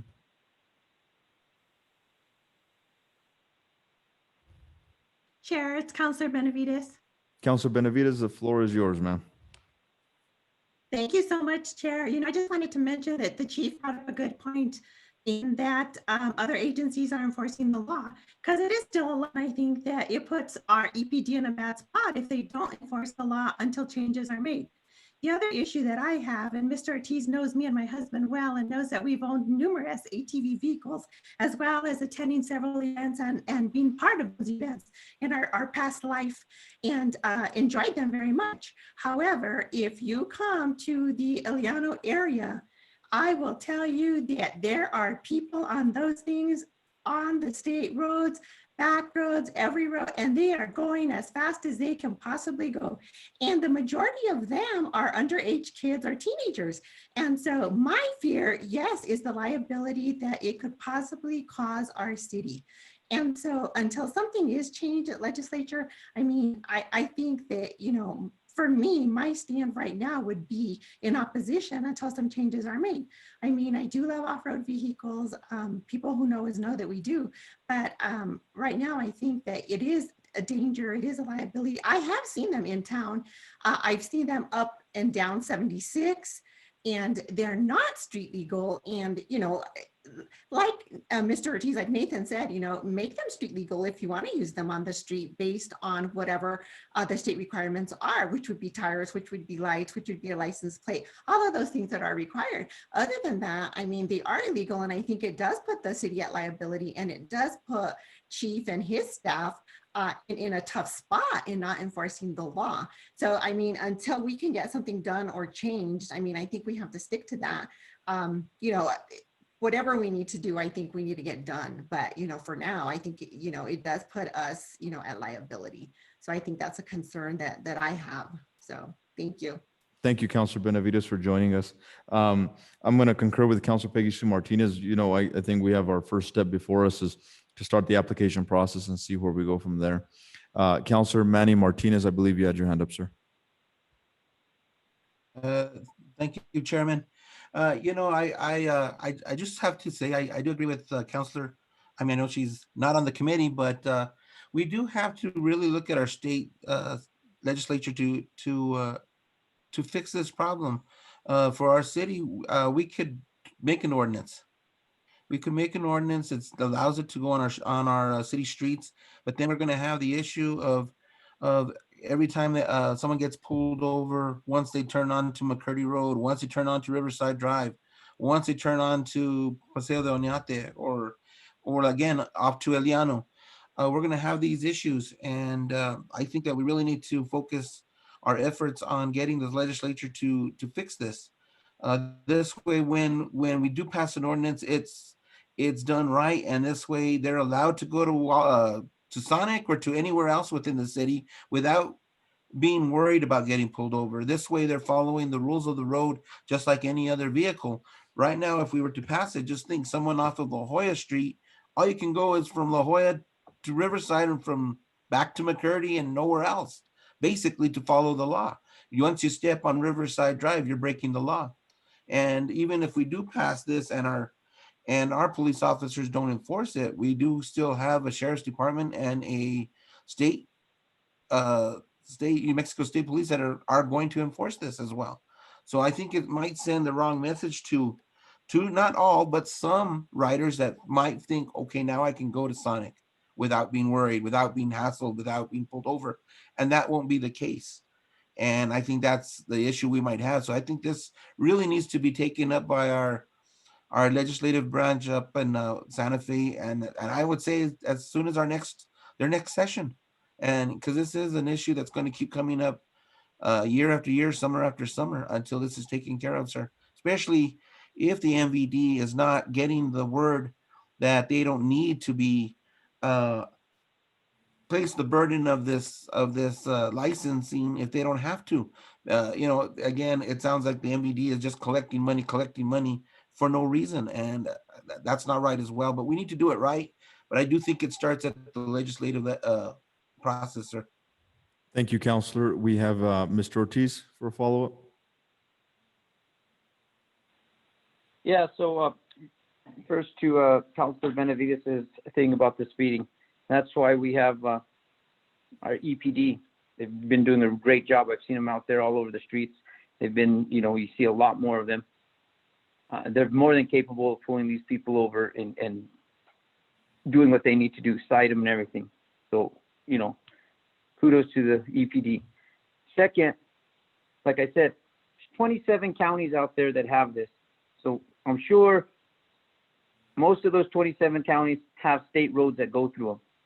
I'm sure once they get the paperwork filled out with DOT, whatever, to allow or let them know what streets can be utilized before we just say, let's send it to the legislature, send it to the legislature. That's just pushing it off your plate. See what you guys can do as our elected officials that we voted you guys in for to help the community. As Seidel said from the Municipal Game and Fish, yeah, you need a few things. You need blinkers, you need a mirror, stuff like that, insurance. But,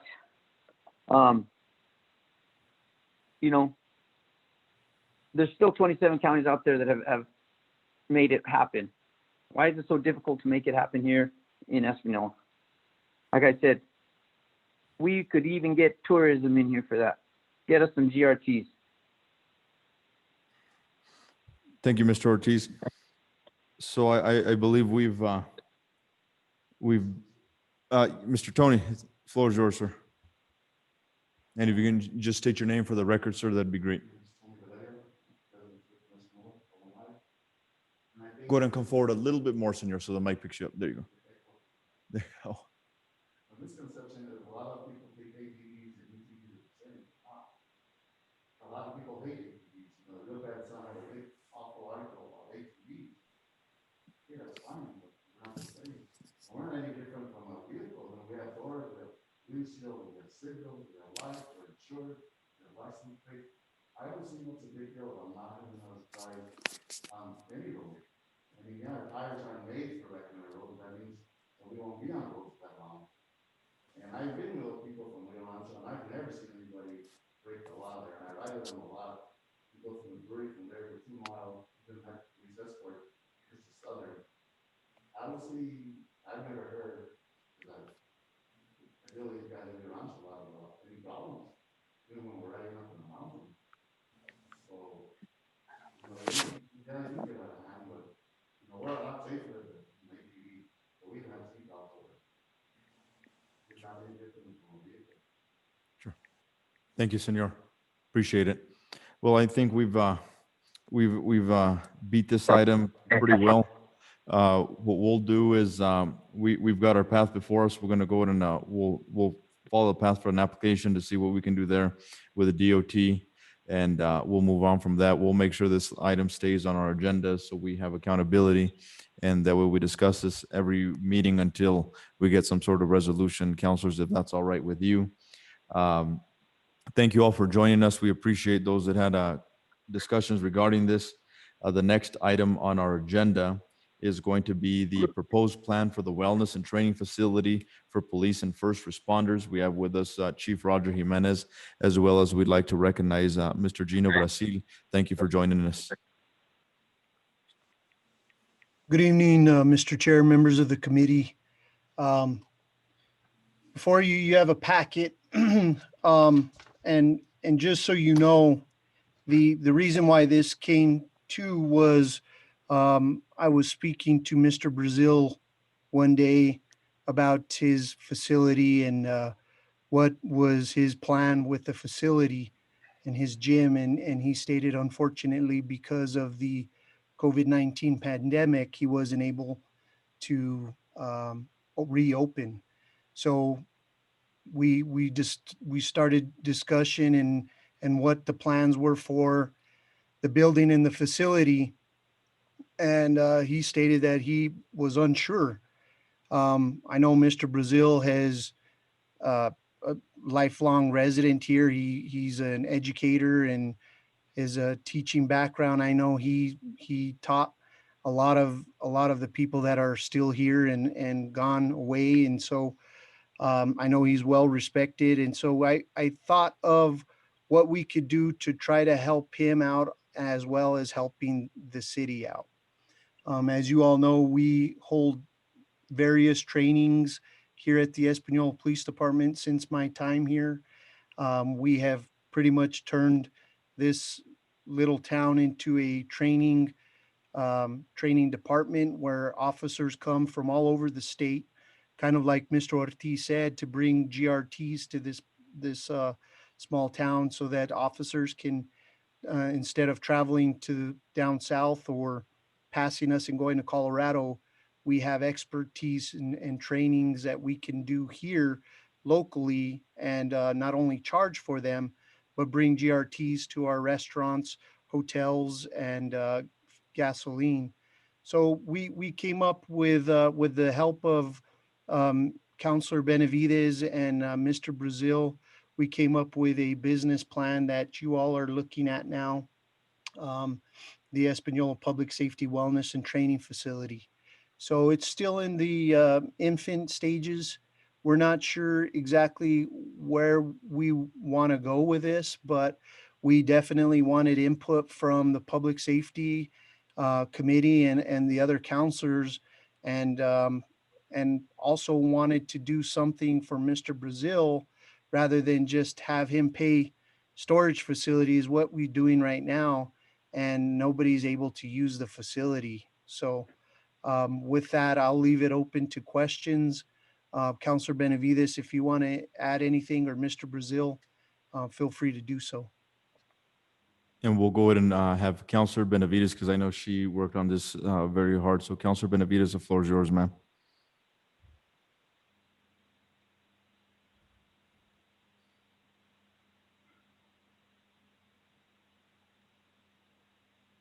Councilor Benavides, are you still with us?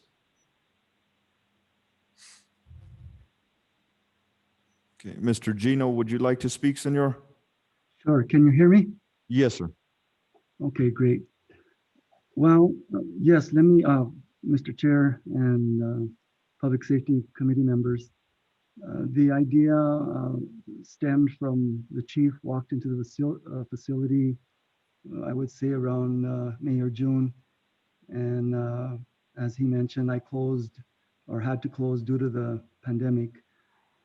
And the idea here is to provide the gym as a venue for public safety officers, the Espanola public safety officers, as well as other public safety personnel in the community.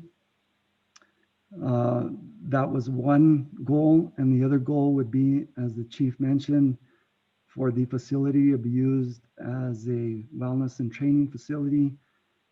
The classes could be offered in the area of gun safety, protocols, CPR classes could be offered there.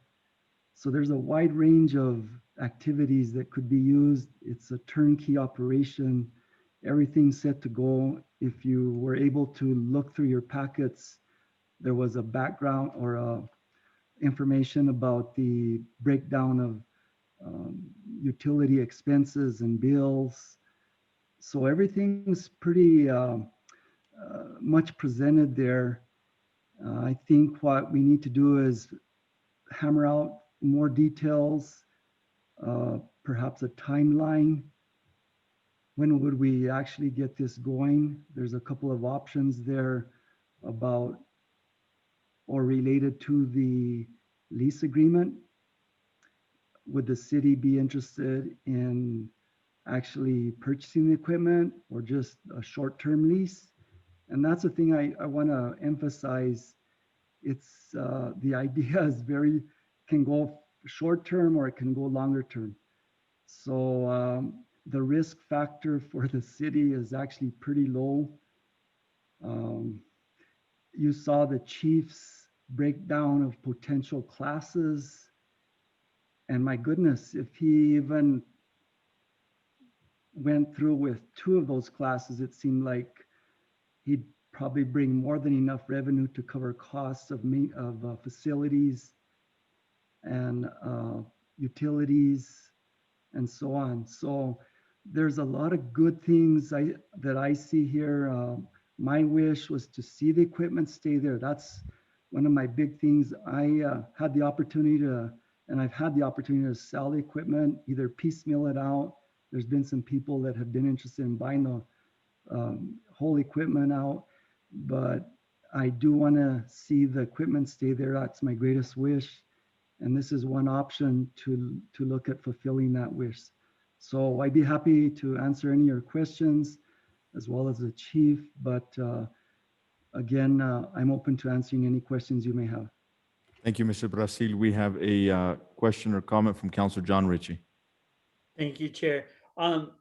What is proposed looks good on paper, and if our chief can generate some training income off of this, and what I recommend is that this gets moved to the city manager and the chief work out the details and propose a budget and what the potential revenue would be, and have it ready for our next meeting, and we can approve it and then send it off to council if all the numbers line up. I think it's a good idea. It's going to help Mr. Brazil keep his business and also give us potential. So I recommend that it goes to city manager and the chief and get us a final packet. Thank you, Counselor. And, in speaking with Chief and Mr. Gino, I'm wondering if you can throw any insight with your expertise on this. And I mentioned this to the chief, but, I do know that our city employees may have health insurance through the city, et cetera, through the state. And some insurances do provide some sort of cost coverage for gym memberships, to see if we'd be permitted as a city to utilize that with our employees should this go through, and see what we can do to cover the costs as well. And Councilor Benavides, if you're on here as well, I'm not sure if you're still with us, but my next question would be I think this is a great idea to see if you wanted this to go to your committee as well with respect to you through finance. But I'll with my first question, Chief, I'm not sure what you've followed up on regarding health insurance, et cetera. Mr. Chair, members of the committee, I did reach out to Human Resources, and they did reach out to their insurance. I'm not sure what we've heard back. I haven't heard anything back from them, but I did ask the question and pose the question. One of the things is though, right now we have the Lucero Center and a couple of the other facilities that our employees are allowed to use free of charge. So I know, that could also be a possibility here as well. But as far as insurance paying for the fees, I'm still waiting on that answer, and I'll get it to you as soon as I get it. That'd be great to know. Councilor Benavides? Yes, Chair. Okay, great. One of the things I did want to mention is I know that Chief did do his due diligence. I know he did talk to City Manager and to Director of Finance, Jessica Ortiz, and they did have some concerns. However, I don't think the concerns were that big of a deal. One of the things that we wanted to accomplish tonight possibly is that, the main use would be for a training facility. There are possible other uses for the facility that we thought, some of you might have some ideas for. And the other thing also was that within the body of the agreement, the other thing that we would need to consider and decide on is whether we would just like to purchase the equipment or lease it. And Mr. Brazil has thrown out a generous figure of what he would be willing to work with the city to do if the city did opt to purchase it. And so I think that the couple of things we need to talk about before going to full council are whether there's a wish to purchase, whether there's a desire to lease, and then if there's potential for any other revenue stream, we probably want to include that as well. We did get the go-ahead from legal that the business plan is in good shape, but we do want to make any additions that I indicated to them I would redline and get back to them as soon as we could. But I think it's a great idea. I think there's huge potential. The gym and Gino have been around for quite some time, and I don't want to see it go. I mean, I want to see it stay. And, I think it'd be a great facility for the city to own. That's my opinion, but whether that can be done or not, we'd have to have that discussion, with the finances. I did take a quick peek at any grants that would be out there. I didn't do any thorough looking, but I will, to assist us in the purchase if we decided to do that. So yeah, any ideas anybody else has, I'm happy to update the plan. So if I can chime in, I would like to see us purchase this instead of lease. And then follow up to my question, Councilor Benavides, in respect to you being the chair of finance, would you like this to go before your committee as well? So we can get down to the nitty gritty of numbers. What would your recommendation be?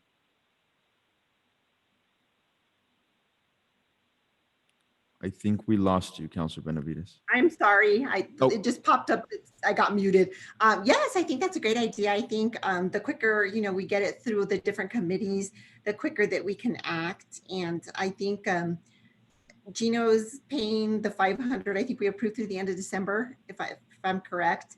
So, we may not have everything done, but at least we can decide what we want to do and what path we want to take by then. So. Perfect. Thank you, Councilor Benavides. Councilor Peggy Sue Martinez, would you like to weigh in on this? Well, I have a lot of concerns actually, so I'll start by if we could flick on to page 1 of 12 and then come down.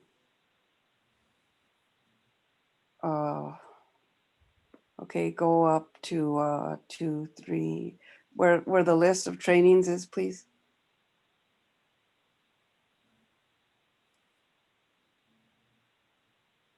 Go back, no, stop and go back up to the top of 4, I think it is. Right there. Thank you.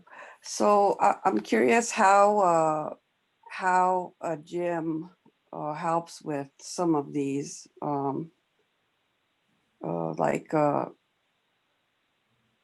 basic SWAT course. Of course, you would have to have some commitment to working out to be able to do that. And defensive tactics, I understand that, but dealing with the mentally ill, that would not have to take place in a gym. Am I correct?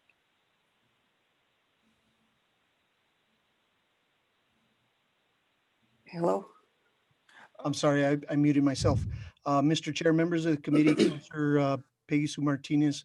So any of the dealing with the mentally ill courses you go to, and I don't know if you've been to any or crisis intervention courses, they have a mandate where they do role playing.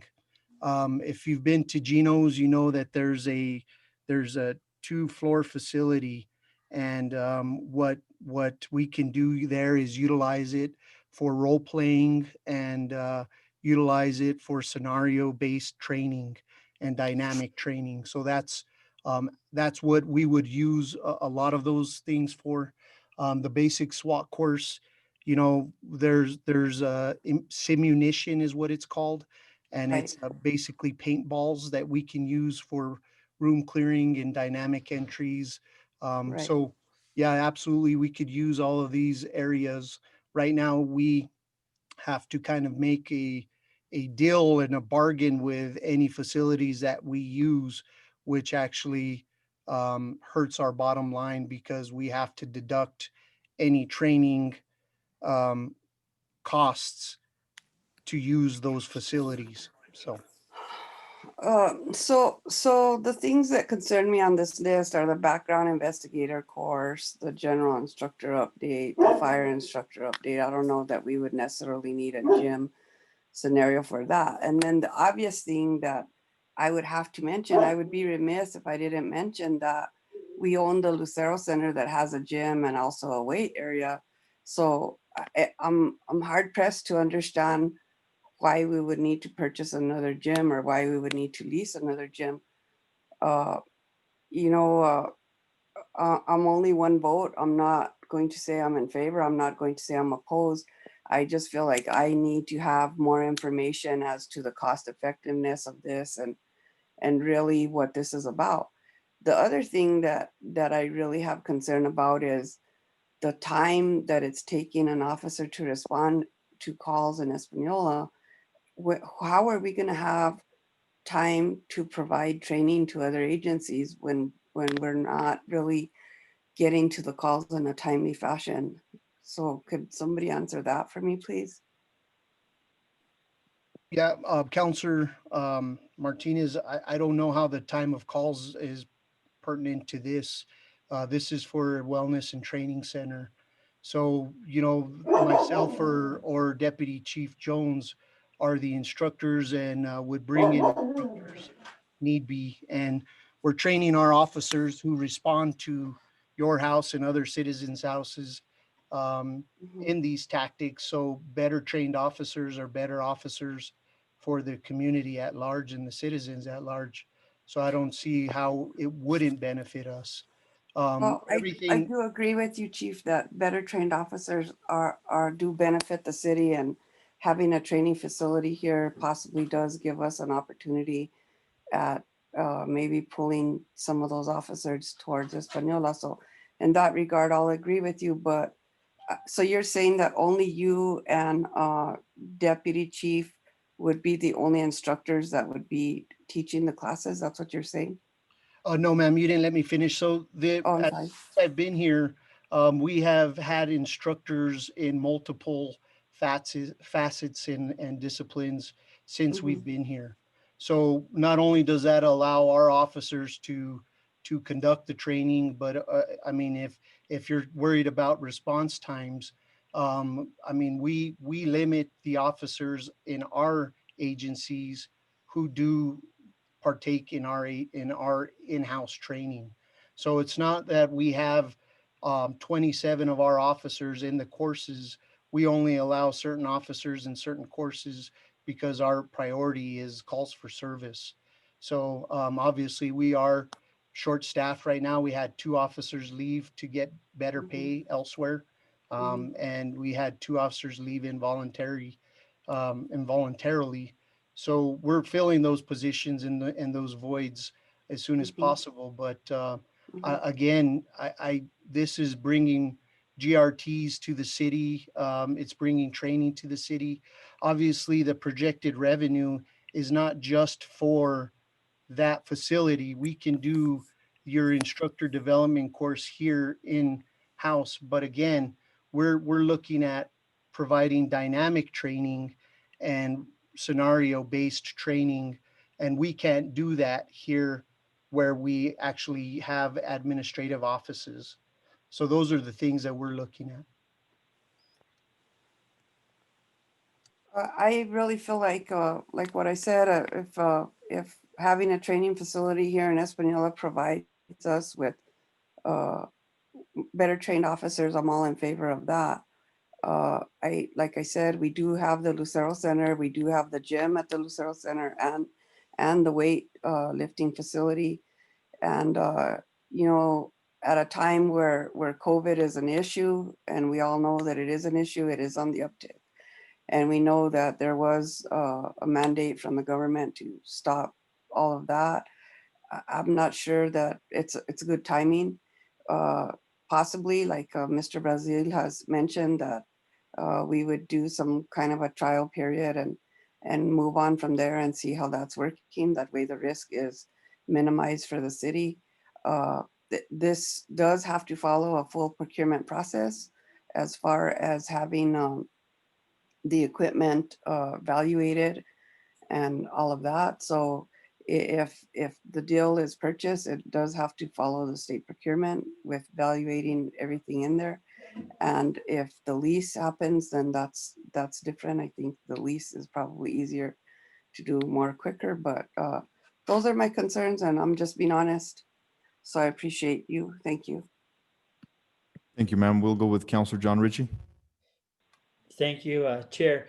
Again, if we allow the city manager and the chief to work up a proposal, be it a lease, and then present it to finance, so that then from finance, we can take it forward to the full council. I see by utilizing that facility, it is near our department, and that is where the training is held.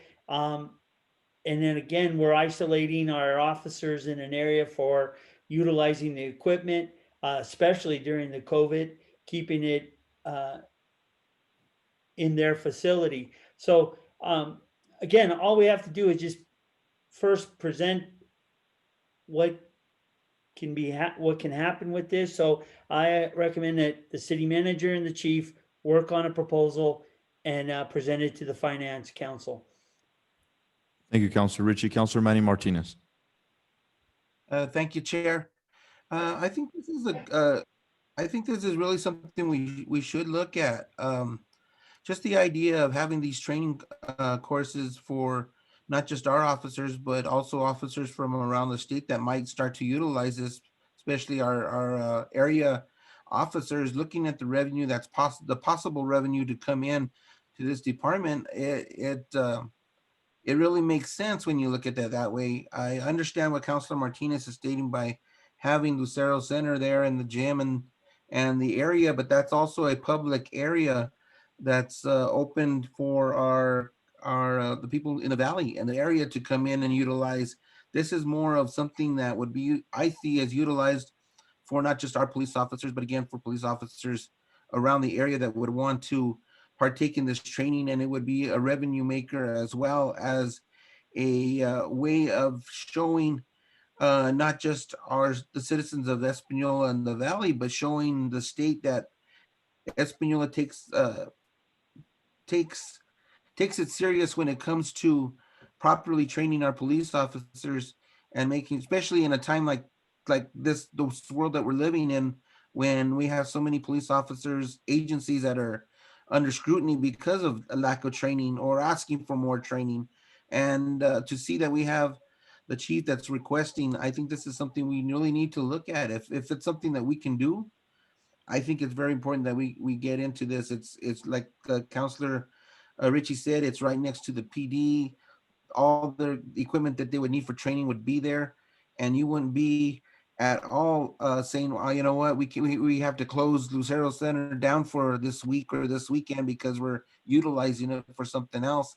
We would actually have a training there that would be able to be taken up at any time, scheduling it as far as scheduling any of these type of courses. So I think this is a good thing to look at. And I agree also with Councilor Ritchie. I'd like to see the chief and the city manager get together. Also with, of course, Ms. Benavides, our Councilor Benavides, to see how we can move forward.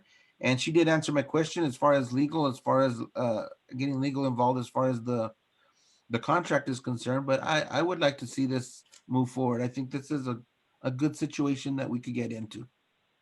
Thank you, Councilor Martinez. So what I'm hearing from everybody is it's all right for this to go to Councilor Benavides and Finance.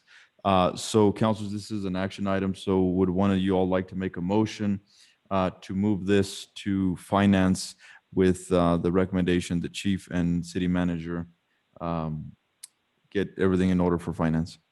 So move. I motion. Oh, so move. So go ahead and make the motion, gentlemen. I'll leave it at your leisure. Go ahead, Councilor Rick. Councilor Martinez, and I'll second it. Okay, so move, sir.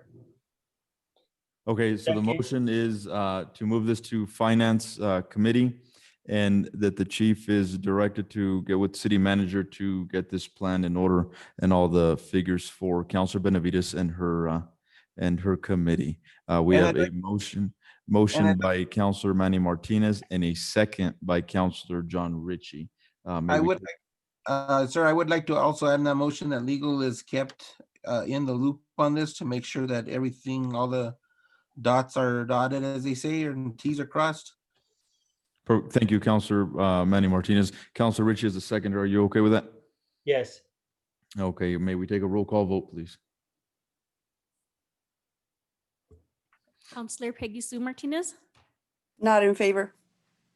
Councilor Manuel J. Martinez, In favor? Councilor John Ritchie, In favor. Committee Chair Justin Salazar Torres. In favor. Thank you, everybody. This is 3-1. This will move on to Finance. Chief and City Manager, fellow councilors have given you all some instructions that they'd like to see. Councilor Benavides, thank you for joining us. Look forward to that committee meeting. Thank you all. Thank you. Have a good night. You as well.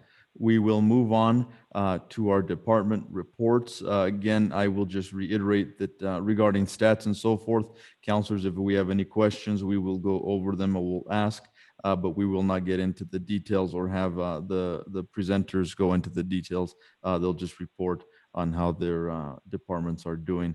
We have first with us Municipal Court, and I believe we have the Honorable Judge Stephen Salazar with us. Good evening, Chair and members of Public Safety. Can you hear me? Yes, sir. Yes, sir. Thank you. All right. Well, I'm at another venue, so I took a minute to step out. Since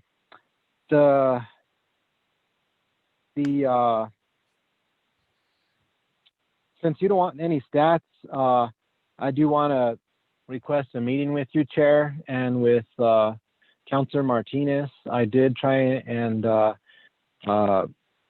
reach out to Councilor Martinez a while back, no response. But since I have both of you kind of in the same room there, I would like to set up a meeting to discuss more specifically everything you want me to report on.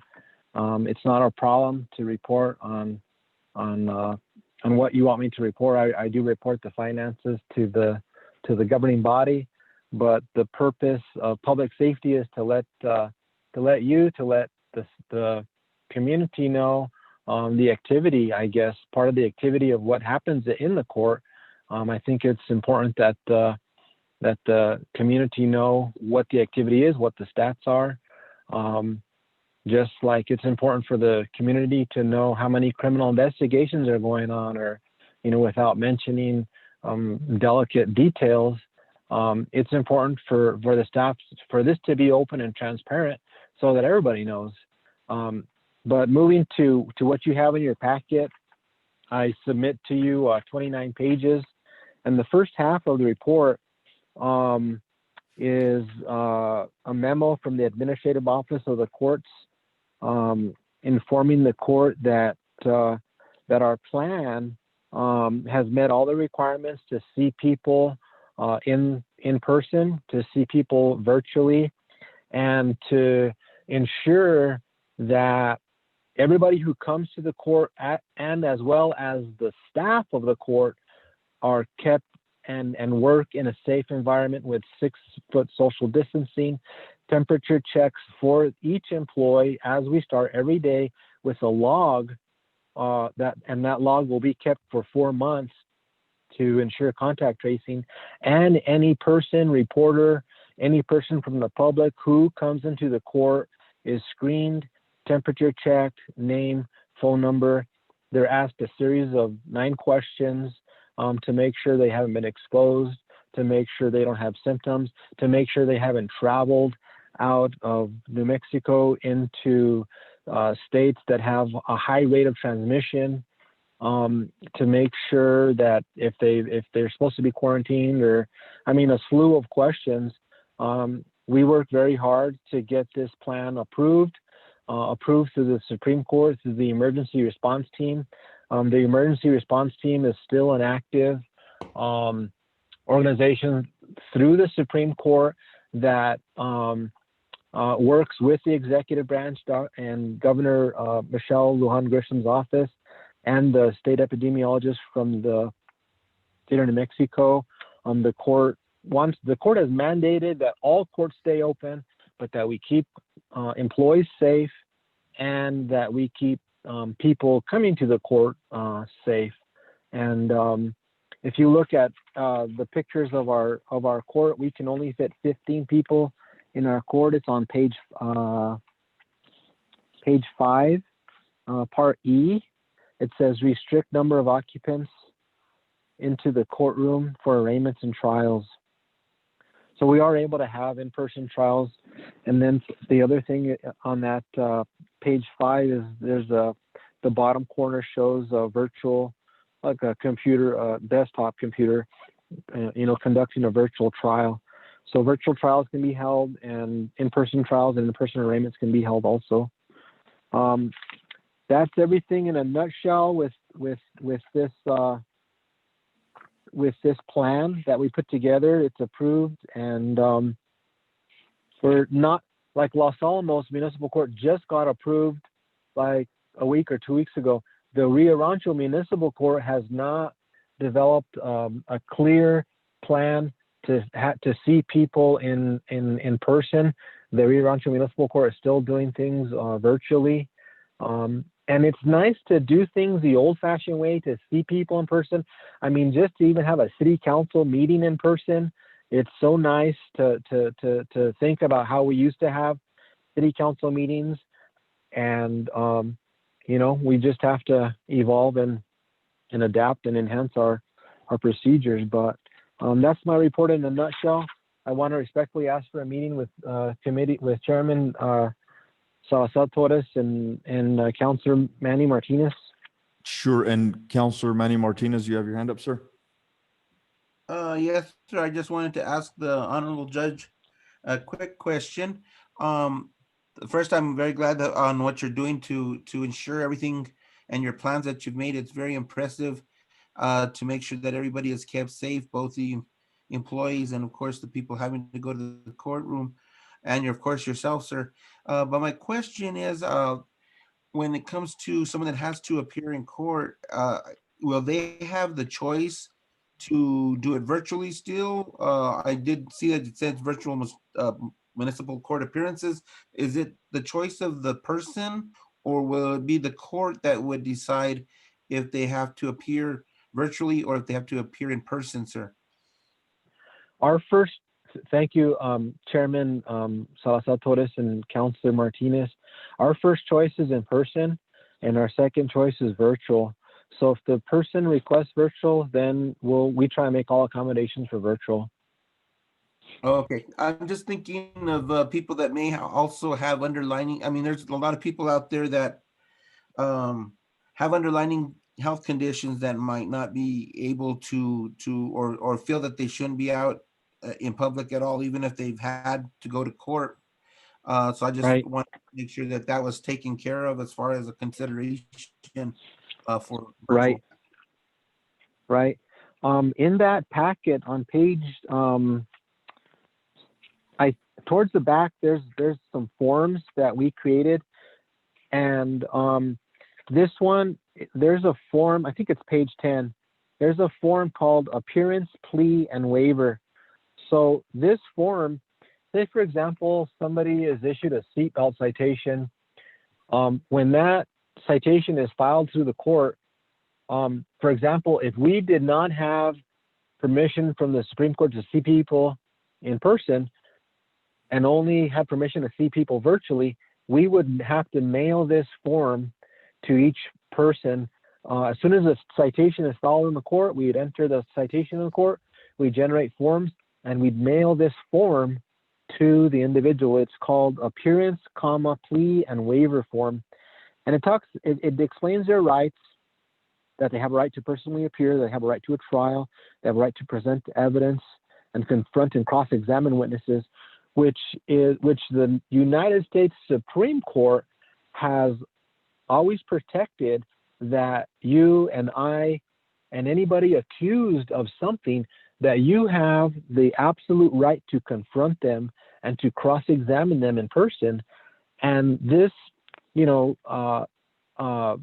pandemic that we're living in now, it doesn't necessarily give a victim or a defendant charged with something, somebody charged with a felony or a misdemeanor, the absolute right to confront and to cross-examine them personally, to see their posture, to see their eye contact, to see their lips move, to see, just for example, a DWI, the officer, the person charged has a right to confront all the witnesses, the police officer, the person who took their breath sample, the nurse who took the blood.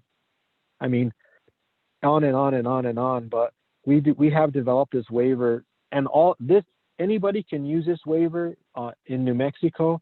in any court in New Mexico, any magistrate court, any county court, any court in Santa Fe, Albuquerque. This appearance, plea, and waiver form is standard for any court in New Mexico. And a person in New Mexico can waive their appearance.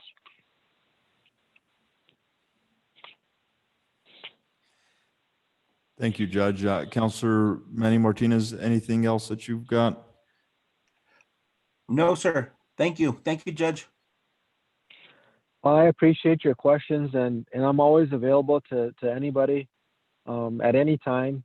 I know I gave you guys a lot of material in the packet. It's 2 months worth of material, and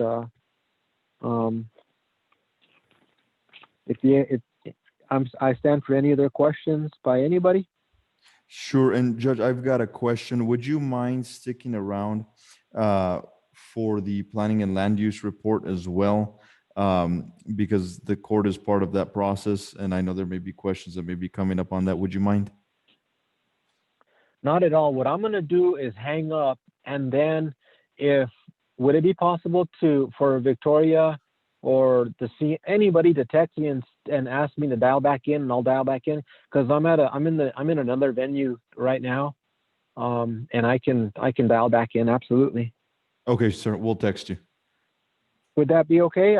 I would like to kind of focus my attention here at this other venue, and then get back in. Absolutely. Oh, absolutely. Counselor Peggy Sue Martinez, any questions for the judge? I do have a question concerning a community cleanup, Judge. I know we're in the middle of a pandemic, but I certainly see the need for it all over our community. Yes.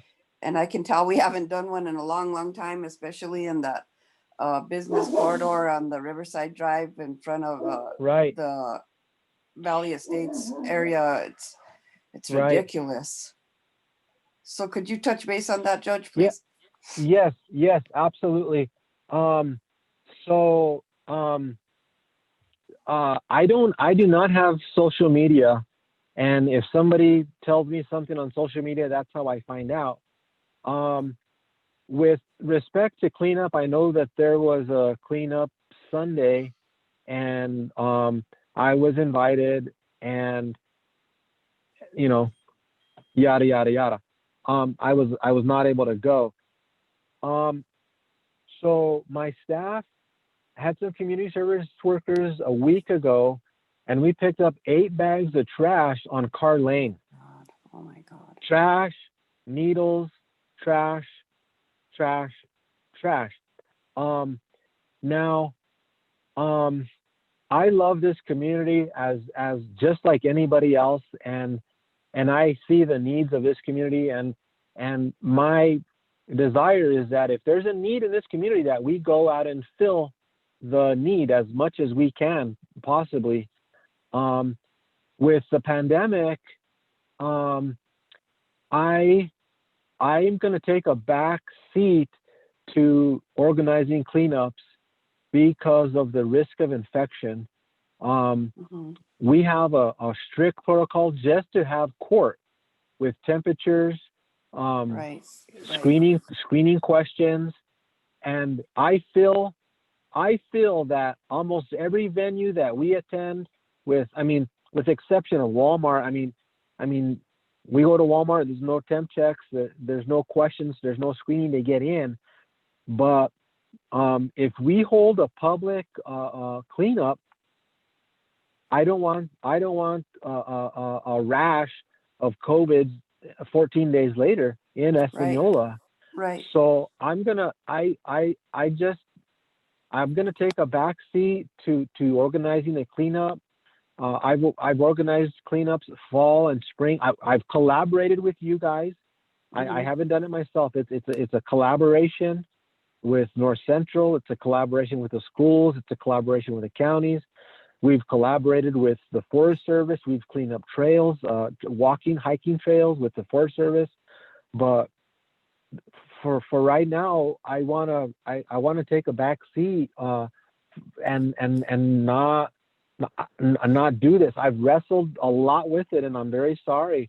But No, I understand, I Judge. I want you to know that I think you're making the right choice and being cautious because the virus is a real deal.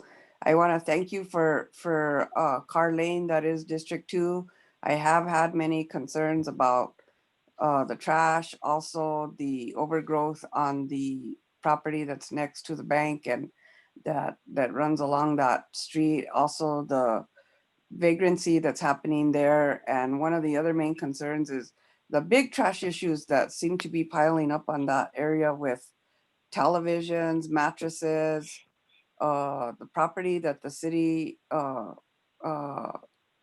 condemned there being overgrown and full of trash. And the other concern is the trash where North Central picks up the big business bins, and yeah. how those have looked recently has been really horrible.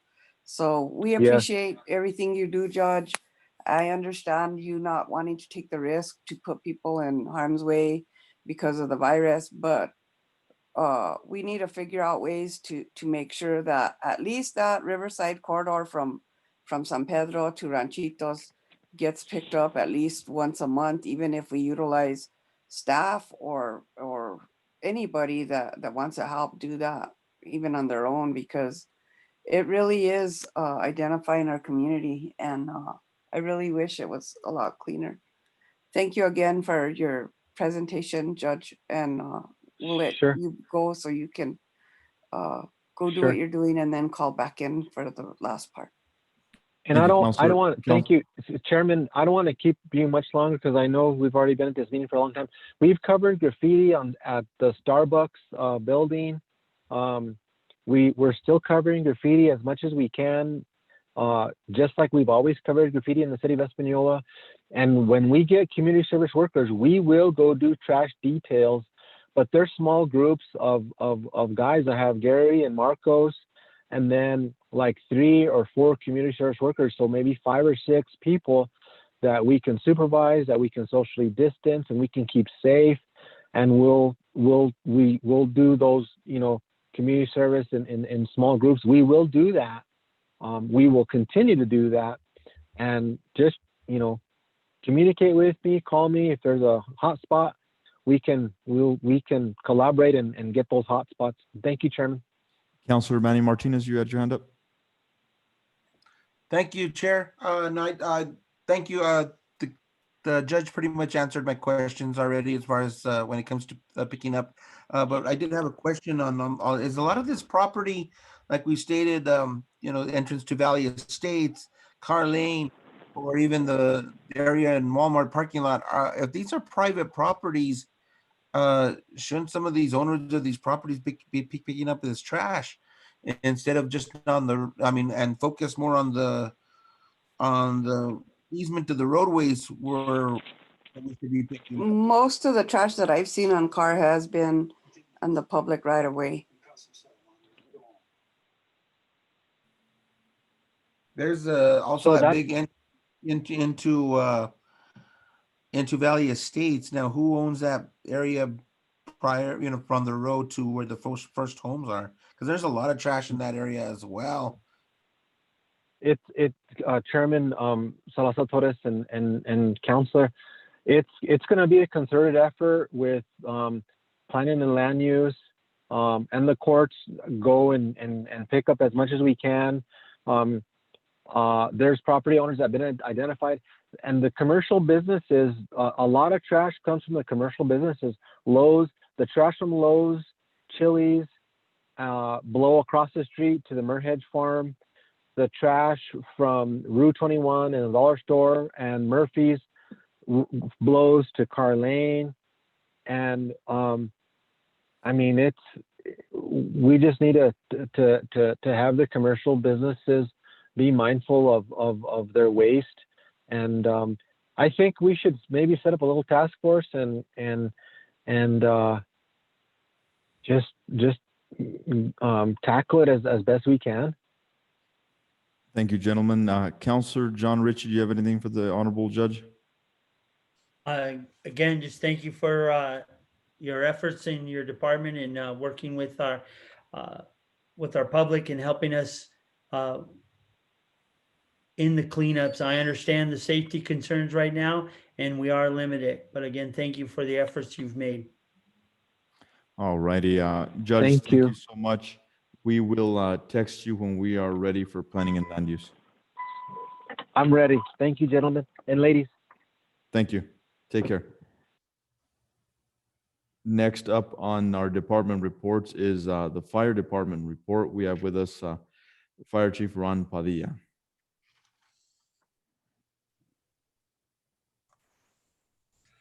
Mr. Chair, members of the Public Safety Committee, just a real quick overview.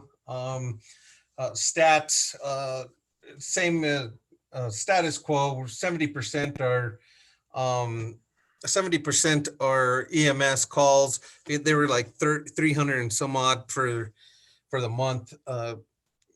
70% are EMS calls. Councilors, do you all have any questions regarding stats for the fire department? No, sir. Okay, Victoria, if we could go back to just that first on the memo. Second is fire mitigation fees. When we did have what I'm talking about here is that when we had that truck rollover up off of coming into town, we had a pretty good expense within the fire department with trucks and personnel and overtime. That whole thing came out to about, I believe, about 9,000. And then with the police department, it was probably another 4 to be watching that incident and dealing with that incident. We do not have an ordinance at this point to go ahead and charge those fees outside of our regular normal fire department response fees to collect back from the insurance company on that. If we would have had the ordinance, we would have been paid that to supplement what we used and overtime for that incident. As later on in the packet, it does show a mitigation fee that is just a sample ordinance. That is something we need to look into. This isn't being, what I have on that mitigation fee is we aren't going to charge for every single accident. We're not going to charge for response to regular fires that we have, but we do want to be able to charge for people that are negligent in burning and negligent in burning or negligent period and not following the rules. They need to be responsible if that fire gets away from them, burns up somebody else's house. They need to be responsible for that response. Any questions? Councilors, any questions? Councilor Chair. Ritchie? Thank you, Chair. Real quick on, we need to have that ordinance. So as you said, you might not charge every incident, but if it's an insurance involved accident, then we can file with the insurance companies to recoup our costs regarding our services that we provide. So if you have a copy or example of an ordinance, I recommend we take that to our legal department and have it drafted up so that we can get that on the books. Victoria, if you scroll down, there is a sample ordinance on there. Yes, I could do that. Just due to the fact that we did not have an ordinance, yeah, they weren't going to pay that out. This is just a sample ordinance at this point. And there's some mitigation fees below it.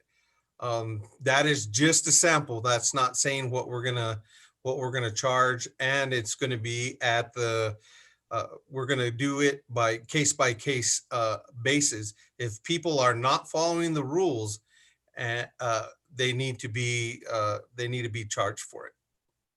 Right. And again, if it's an insurance, if there's an accident that's involved and it's insurance, we can file against the insurance companies. And recoup our costs. So. And they would probably pay it, yes. Right, so that's why we need to get this. So my recommendation is to move this to take this example to our legal department through the city manager and get drafted up this ordinance. Any other questions? None for me. So none of these items, again, gentlemen, are action items. These are all just discussions, but if you'd like, Chief, we can add something like that to the next Public Safety Committee agenda and go from there. Will do, sir. Thank you. Mr. Chair, this is Javier Martinez. Yes, sir. Floor is yours. Sir. Yes, Mr. Chair, members of the committee, Chief Padilla, would you elaborate to the committee the good news in regards to the Firehouse Subs grant? Oh, I apologize. Mr. Chairman, members of the Public Safety Committee, Mr. City Manager Martinez, I was notified by Diane Hawkes yesterday. We had put in a grant. Our SCBA bottles are going out of compliance in March, and we're looking at about 15 20 bottles that we would just have to purchase. No, and that's something that had to be done. We saw this grant come up. We applied for it before. We didn't receive it last time, but they gave us $20,000 to replace 25 SCBA cylinders, breathing cylinders for the department. So that will be coming in here in about, I'm saying by the end of October. Okay, great. Thank you. Yes, no problem. EMT intermediate graduation, we had two guys go through the EMT course, and they took their test down at the state last week, and we do have a higher level of care now with 2 more personnel within the Espanola Fire Department. Kudos to those guys. It was a lot of hard work. They got into the class in January, COVID hit, and we had to come up with a plan with UNM to try to get these guys completed and get their certification. They are licensed now by the state of New Mexico. So we have 2 more guys that are going to give a higher level of care within the fire department. We do have a gentleman, one of our probationary firefighters. He's still within his first year. He's a certified Fire 1, Fire 2, and now he is finishing up EMT basic school in Taos. It seems like the only schools that are providing EMS training now are Los Alamos and Taos. So we're pretty lucky to have that happening up north. So he'll be finishing that out. Any questions? Committee members, any questions? No, sir. Okay, we have a young lady that just started with us. Her first day was September 21st. She's a long life residence from Dixon. She's from the Valley, from around here. Her name is Maggie Hart. She started on Lieutenant Martinez's shift on the 21st, and she's doing very well. Looks like this is going to work out very well. We still do have 1 more position open. I'll just go to number 7. That happened today. We had 9 applicants. We had 4 that passed the written, went on to the physical agility, 2 passed the physical agility, and we will be interviewing 2 tomorrow at 10 o'clock. Any questions on that? Doesn't look like it, sir. Okay. Impact fees. This has been a big discussion since I've been here with the Espanola Fire Department on applying impact fees to any new businesses or businesses that is starting within the fire department. We are at 4 firefighters per shift. We're supposed to have 5, usually one's on vacation. We are getting these businesses coming in here, and the infrastructure is growing, and the fire department has not. And my concern is that we need to get more staffing within the fire department. With doing that, we can start having these impact fees that support the fire department and the police department. It's something that needs to be discussed. It's something that probably it does need to happen. We got these big businesses coming into the city of Espanola, and they pay a minimal amount to start their business here with a major infrastructure impact on what's happening with our departments to provide service to them. That's just, it's something that needs to be discussed. I think we need to talk about it. And I would, hopefully we can move in that direction. Any questions? Councilor Manny Martinez. I couldn't agree more with you, Chief Padilla. I know that we've been discussing this as far as I've been here, about impact fees, and I think it's high time that we start literally looking at it and see how we're going to implement this, because we are starting to get more businesses, and we do need to increase this fire force. So thank you, sir, for bringing this back to the table, and I think this is something we really need to look at, and hopefully bring something to the table that we can take to full council on. Sir, thank you. Yes, sir. Thank you, councilors. Go ahead, Chief. Number 6, inspection fees budget, just some information and where we're going with this. It'll be on the 22nd council meeting. But we did have inspection fees. We did have them. They were being taken in. They were, I think, about 58% was the fire department's inspection fees, and the rest was for planning and zoning, with planning a fee there. As I came in as the fire chief, I was looking over our finances.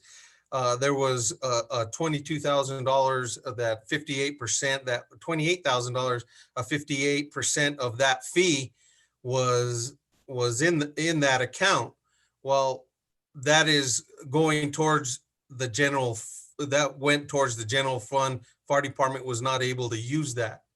Now that our department is growing, the city is growing, and we do annual fire inspections, as you will see it coming up on the 22nd, the fees are going to go just from a straight up $50 fee to by square footage and a hazard and material fee of $50. For the fire department to grow, where I would like to go with this is to use all that fee on a restricted fund within the fire department and try to create the budget just for a fire inspector, public education, and a fire investigator. So we can do all those things within the city of Espanola with that one guy. Plus it gives another guy 8 to 5 during the day as a firefighter. If a fire does hit, he's another guy on the ground, which is going to improve our ISO rating. We need more staffing for ISO. Our ISO rating and is staffing, and water supply is where we take our hit here in the city of Espanola. Like I said, our response time is we need to improve that on a wider range within the city. And my goal is to have these fees go directly into to pay for a salary for a full-time fire inspector, 8 to 5. Any questions? Thank you, Chief. Any questions or comments, councilors? Nope. Okay, I'm done. Thank you, Chief. We appreciate you. You're welcome. All righty. Next up in the hot chair is the police department. We have Police Chief Roger Jimenez.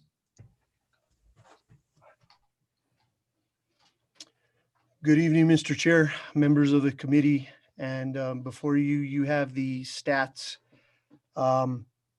one of the things that I did want to talk about is what we're doing in our department right now is we finally have the record management system Spillman. We did training here with our staff, with our admin staff, command staff, and we should be going live with that December 15th, if it all goes well. So the other things that we're doing here at the Espanola Police Department, as you may or may not know, we have the hiring grant that we received for 3 more officers. So we're starting to fill those positions. We have testing set up. One of our detectives positions open, so we're doing testing for that. We had another officer start today. So within the last 2 or 3 weeks, we had 2 officers recently begin with us and just start with us. So we're doing field training with them. But I will open up to any questions. Counselor Ritchie. Thank you, Chair. Good evening, Chief, again. Chief, I have a question, a concern. I've had a constituents, business owners in my area that have been calling me and have been very concerned with the crime in our area. One location is the Shell station that has been broken in over the last 2 months, give or take, at least 7 times. And they're concerned that we're not doing our job as a police department in handling those. Can you address that for me, please? Absolutely, sir. Absolutely, sir. Mr. Chair, members of the committee, Councilor Ritchie. So actually today, we went to a trial for a prolific burglar who shall remain nameless. But our officers have arrested this person numerous times, at least 6 or 7 times since I've been here. And the judge let him out and released him on house arrest. And this particular burglar has committed property crimes upon property crimes. Actually, we did a statistical analysis, and within the 2 weeks prior to him being arrested and the 2 weeks after he was arrested, those property crimes went down about 50%. So we conduct the investigation, we follow through, we do the forensic investigation on scene. Our officers and our detectives conduct their investigation. We find out who it is. A lot of times, the detectives and officers find out who it is from other sources. A lot of the particular and specific areas that you're talking about, sir, unfortunately don't have a lot of good surveillance. The other thing is these people know that their surveillance systems or alarm systems have a delay. So, if there's a 10-minute delay, our officers are behind the curve another 10, 15 minutes by the time they get there, 12 minutes if in these cases, if they're quick response. So by the time our officers get there, it's already been 15 minutes that have lapsed. And it gives these burglars a unique opportunity to hit the place and know exactly when the officers are going to respond or the delay. So, those are some of the things and the concerns that we're dealing with. Right now, we have a sergeant that's going out and handing what we're calling security evaluations to these businesses that have been hit numerous times, so we can talk to them about their surveillance cameras, their surveillance systems or lack thereof, their alarm systems or lack thereof, what they can do to better protect their business. Unfortunately, we can't be at all these businesses, but we're also offering, again, overtime for property crimes and for our officers to patrol the areas in the streets to prevent these businesses from being hit. We also have security evaluation checklists where we're going to start plastering them on the businesses after hours to let them know we were here at this time, this date, and what kind of details that they could do to better protect their businesses. But unfortunately, when I spoke to multiple agencies around the state and agencies outside of the state, everybody's having this crisis because of the COVID-19 pandemic. People that used to get food from people that were going out to eat, and getting their leftovers are now not doing that. So they're seeing property crime rise. So those are the things that we're doing, and we're trying to do our part. Fortunately, we can't affect all of the branches of the government, sir. So. Well, thank you. So going back to my original question, so you're telling me that we have a revolving door at the courthouses? Yes, sir. To put it lightly, yes, we do. And to put it frankly, yes, we do. Our officers, I actually had a detective today go through an arrest warrant and for possession of stolen property. And unfortunately, the judge released him. And these are magistrate or district, or is it municipal? Just No, they're felony offenses, so they would only go to magistrate courts to be bound over to district and then ultimately district court, sir. okay. So if there's any community members listening, that's an insight for us that we need to look at our court system and hold them accountable as we're trying to hold our officers accountable. We need to hold the whole chain accountable for their actions if we're going to try to reduce our crime out here. So, and I also want to thank you for the proactive. I was going to ask you if you've done anything with the community on giving them advice and regarding their security, but you already have a program. So again, thank you for that. No other questions. Thank you again, Chief. Thank you, sir. Thank you, Councilor Ritchie. Councilors, any other questions for Chief? Alrighty, Chief. Councilor Manny Martinez. Thank you, Chair. I just a comment, thank you, because I know it's hard to be everywhere at the same time, especially at this, with the manpower you have and everything that's going on, especially with COVID, and of course with a lot of transits that we have going through town. I do have a request from some people that live next to the little church by the Los Lomas apartments. I guess there's a lot of traffic that goes through their yard, and they break fences, steal, and that's from the little chapel on up to, I believe it's I think it's Camino Santa Cruz, where a lot of the traffic is happening. But they are, I guess there was even donkeys on the road and horses, simply because these people are cutting fences, breaking fences. And I had one older gentleman that lives in that area said that he confronted a few of them and asked them to leave, and they told them basically, what are you going to do about it? And so they're kind of, I'm not going to say in fear, but they are afraid of confronting these people. There's a lot of elderly that live in that area. So I would just like to make a request of maybe could do some runs through that area and see if there what you can do, sir. Absolutely, Mr. Chair, councilors, Councilor Manny Martinez, we will definitely do that. And just so you know, during the time that I've been here, I also sent out an email to our officers to start running traffic in the Valley Estates area. So they're probably doing that as we speak. Actually, I know they are. So we'll definitely put that on there.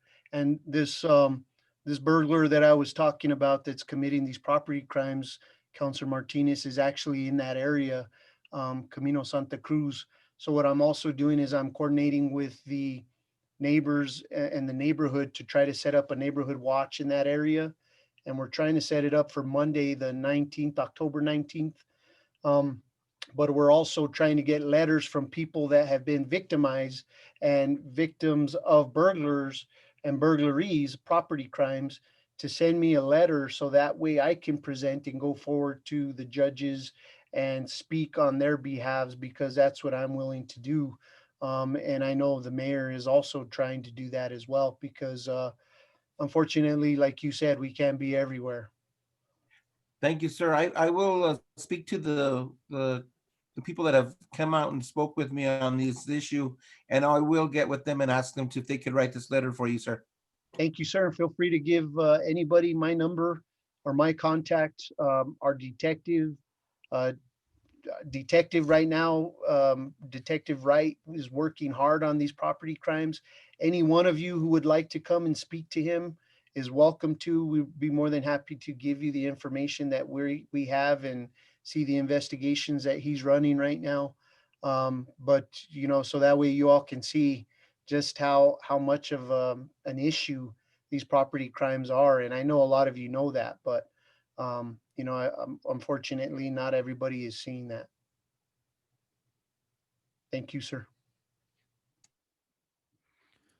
All righty, counselors, any other counselors have questions or comments for Chief?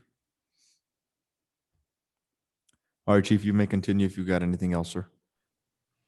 That is it for me, sir, unless you all have any other questions. I'm going to do a little bit more research on that Redflex camera for Counselor Peggy Sue Martinez. But I definitely will try to get something for you all before the next meeting. Thank you, Chief. Counselors, again, any other questions, comments, or concerns for Chief? All righty, Chief. Thank you. Have a good evening.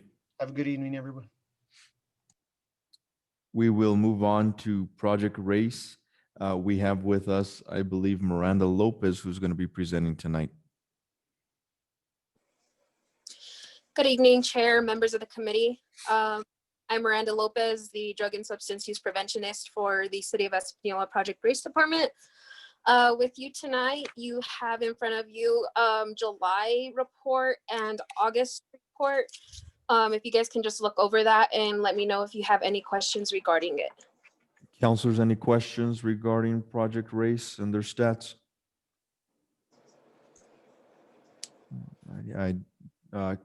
Counselor Ritchie, do you have anything? I just wanted to ask real quick, the schools are not opening yet, correct? Correct. Throughout the whole school year, we're going to be virtually just because we don't want to put ourselves at risk. So we've discussed that with the superintendent school district for that. So yeah, we'll be virtual the entire school year. Okay. Well, you guys keep safe. And again, thank you for the program that you run. It is vital. We just hope that it's still utilized under these circumstances for our youth. Thank you. One thing that I did want to mention is Project Race has extended their services not to only youth, but we are now dealing with adults. So if anybody's in need of any kind of prevention, treatment, life skills, mentorship, getting into a GED program, anything like that, please send them our way. One other thing that I did want to mention, because it's a part of public safety, is currently we are working with New Mexico HIDA, which is our grant, the New Mexico High Intensity Drug Trafficking Area, with one of the liaisons from there, along with Chief Jimenez and Chief Ron Padilla, to get all current, from 2018 to present, all overdoses put into the OD maps. That way we can start hitting those specific areas that are very high at risk with a lot of prevention efforts. Excellent.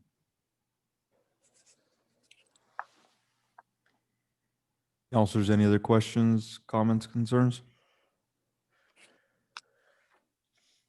It doesn't look, you may proceed, Miss Miranda. That's it for me. If you guys don't have any questions on the packing material.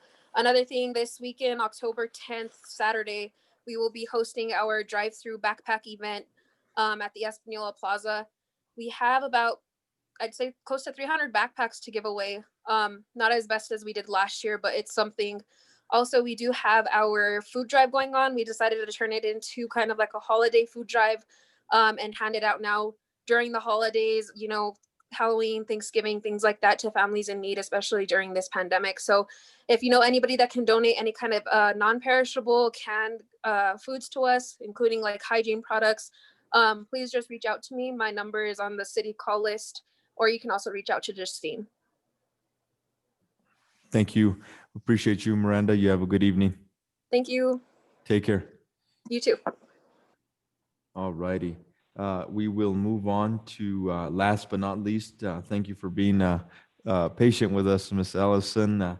But we're going on to planning and land use. The floor is all yours. Oh, good evening. Thank you. I appreciate your patience, and I will try to be brief, though we do have some important issues to cover. So I'm here this evening. We have recently lost our code enforcement officer, so I'm afraid that you're stuck with me. But we do have a lot of great stuff to report and some issues that I'd like to take up with you all. So I guess let's get to it. As you see, the stats this year are markedly different from last year.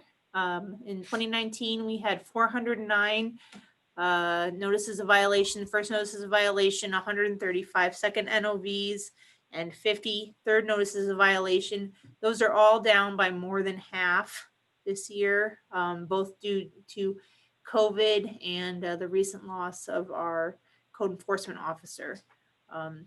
Nonetheless, we are continuing to pursue cases on an as-need basis. So as people are calling us, we're still taking in reports and following up on those and starting to report them into a system that I will speak to you guys about at the end of the presentation that we've started called iWork. Next slide, please. So cases continue to be fairly similar to last year. Most of the things are kind of nuisance violations. So weeds, trash, cars and, abandoned cars in the yard, houses falling apart. So nuisances is kind of our catch-all for a lot of issues that we face. I guess the one major change that you'll see is that kind of pink wedge right there. So that's sign enforcement. And because of COVID, we withdrew kind of our enforcement of our sign regulations in an attempt to promote businesses, and that they would, put up flags and vinyl signs that normally are not permitted under the city code. So that's why that has changed a little bit. Next slide.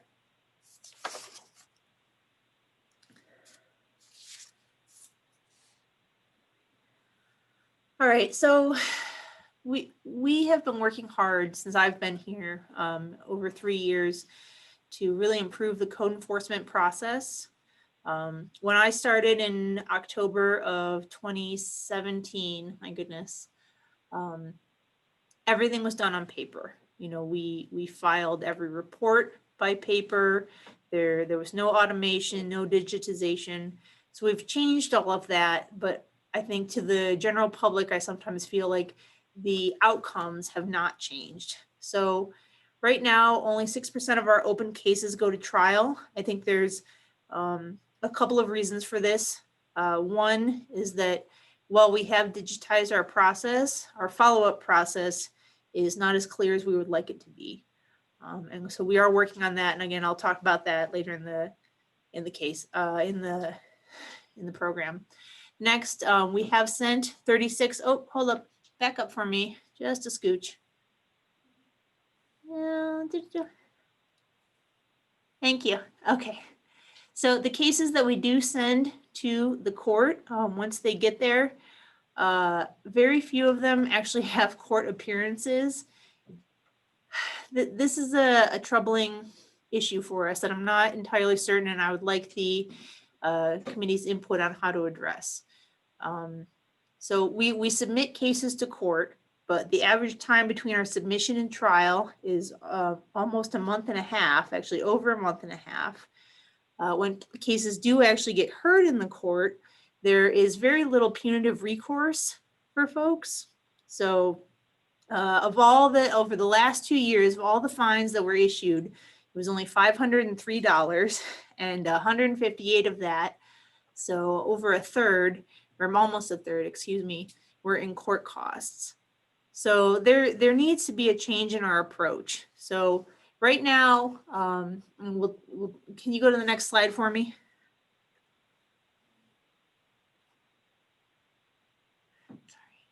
Real quick, is the judge online? Yes, he is, sir. Okay. Yes, sir. So, so over about a third of the cases have been dismissed because they're unable to appear. So I'm sorry that darker blue wedge didn't show up in terms of the legend. And so people just don't show up for their cases. And I can't, you know, maybe they don't sign. So basically they need to sign for their certified mail that they get as a summons to court. And if they don't respond, then the case just never appears. It kind of dies on the line. Sometimes the case gets dismissed. Of the few times, so I've got 2 of our last 2 years, 2 of the cases that were dismissed were because the defendant provided proof that they had actually fixed the problem. 7 were dismissed by the officer, 2 were dismissed by the court. Another 10 was just straight up failure to appear. So that's the orange right there. So that is coupled with the unable to follow up, that no one even responded to the letter. So 2/3 of our cases right there, they just didn't respond or they didn't show up, and so nothing happens. And then 4 of the cases in the yellow, they were found guilty, and that's where that $503 came from. Again, hardly any of those fines were actually for not following the code. They were just court fines. And so that's very distressing to us because there's no disincentive for people to not follow the code because there's no, there's no recourse. There's no punishment for them. No one goes to jail. No one gets fined. It just, well, it's a slap on the wrist, if that, if we're lucky. So, I guess next slide.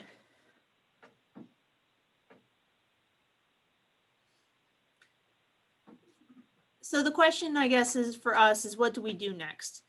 So the department internally, thanks to Director Hubler, is working on a new code enforcement and permitting software program that will kind of help us to be better about following up. It'll automate our follow-up process. It'll better digitize it than we were before, which we were basically relying on Google Forms, which, well, better than paper, which is what we previously had, is, leaves a lot to be desired. But there are some other things that, we could potentially see. Previously we had been able to set our own court dates. So the code enforcement officers, the court asked to kind of retake over that process. So now, again, we have a 47-month average or 47-day average period for a court appearance, if again someone appears at all.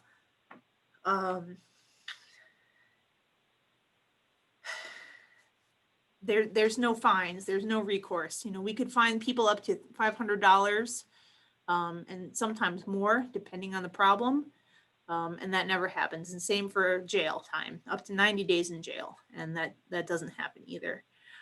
So there's no punitive damages for anybody that doesn't actually abide by the city code for these issues.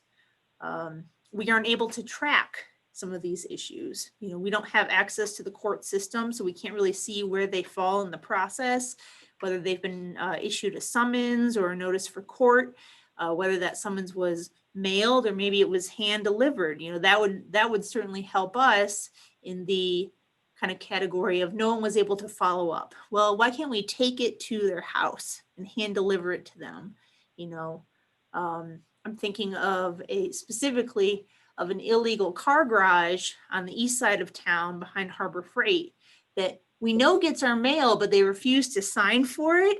And so it's considered kind of quote unquote unable to follow up. And so we at the moment, we don't really have a recourse because it's not something that we can board up like a condemned property. We can't lock their gate because we don't have kind of the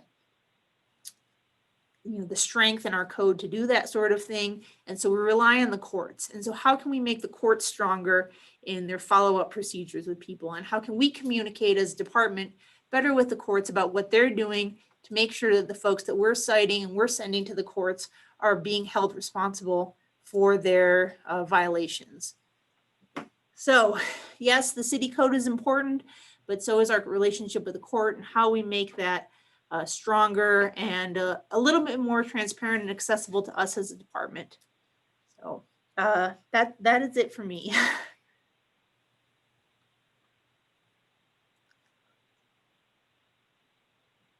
Questions? Chair, Yes, or go ahead, Councilor Ritchie. thank you. Honorable Judge, what can we do to help you in working with our planning department to in some of these issues that she's brought up? What can we do to help you work through these? Thank you, Chairman Salazar Torres and Councilor Ritchie. That's a great question. What I see is that Ms. Gillette has a lot of frustration, and what I see is that Ms. Gillette has taken up a personal offense with somebody, for example, who has a yard that's in a state of nuisance or a state of disarray, and that she wants something punitive. She wants jail. And at the end of the day, the court is here for justice. At the end of the day, the court is here to try to make somebody comply. And at the end of the day, the court is here to impose whatever the court needs to impose so that the person is educated and that they don't repeat the same mistake. That's the purpose of all courts.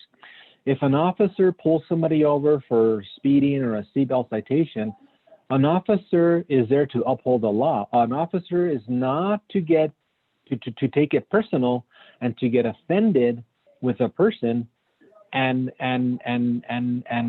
want to hang that person for the seatbelt citation. They're there to uphold the law, to enforce the law, issue a traffic citation, and to do it with customer service and not to, slam them for the last 20 seatbelt tickets that they issued. They pull one person over and they take it out on them for the last 20. That's not justice. I want to know when Justin left. The So exact date. we'll yield the floor if I may ask. to Planning Director Hubler. He had his hand up, sir. Thank you. Thank you, Mr. Chair, members of the committee. I think it's important to stress that while Ms. Gillette is certainly passionate about this issue, this is not her personal offense towards offenders that we interact with. The one of the challenges that we have as a department is that our code enforcement officer, whether it be Justin or anybody else, can only take something so far. And the big stick that hangs over the end of our process is that you're going to go to municipal court and have to deal with a municipal judge. The challenge therein is that if, and this is for a minority of our cases, a huge percentage of which come into compliance once we start interacting with them, but for a minority of cases or folks that are just non-compliant, if they ignore us long enough, we take them to court. And if they ignore the court long enough, then nothing happens. Right? This is not a traffic citation. This is not somebody speeding. This is not somebody running a red light or somebody running a stop sign. These are long-standing problems that persist day after day. And unlike traffic citations, which are an instantaneous event, these are things that are happening consistently. And the code and state statute specifically allows not only fines of up to $500 and 90 days in jail, but they allow those fines and jail times for every single day the violation persists. In most cases, by the time we get it to court, it has been weeks or months. And then once the time the judge hears it, it has been more weeks or months. And to see that nothing happens, that big stick at the end is effectively a wet noodle, is extremely frustrating to us as a department. And it basically handcuffs us in trying to deal with those folks that are going to choose to be non-compliant. And that's where our frustration comes from. Not just Ms. Gillette's passion, it's my passion as well. It's a frustration of the department. It was a frustration of our code enforcement officer, Justin Padilla, and it'll continue to be a frustration until we develop a better process. And that's what we're here about tonight. Well, and not just, our department, it's a frustration of our constituents that these problems persist on the same properties, in the same places over and over with nothing happening. And we can, as Director Huber said, we can only take it so far, and it's not fair to the constituents and taxpayers of this community that these offenders who are responsible under the code are not being held to account by the court. It's baloney as far as I'm concerned. And that's not a personal vendetta. That's me trying to speak on behalf of the constituents and the taxpayers of the city of Espanola. All righty. Counselor Manny Martinez, you have the floor, sir. Thank you. Thank you, Chairman. I see the frustration and I understand the frustration that you have, Mr. Huber and Mr. Because I do get many calls from many constituents on property and what they see, but it's like in their eyes, the city's not doing anything about it. That's the way they see it. The city is just not doing anything about it. Now, as far as it going to the part of going to court on violations, I do believe in justice, but justice also tells us that if an offender doesn't appear in court, they issue a warrant right away. They issue warrants for arrest for violations of not going to court, or because they missed a court date, or because they didn't pay a fee, or because they didn't go to their parole officer, whatever the conditions that the court made, or whatever conditions that were made of the violation that they have to comply with. The courts do send them to jail, do send their fines, do impose things on them, and that's considered justice. I don't see the difference of a person getting pulled over for a speeding ticket, not showing up to court, and getting a warrant for their arrest for not appearing in court.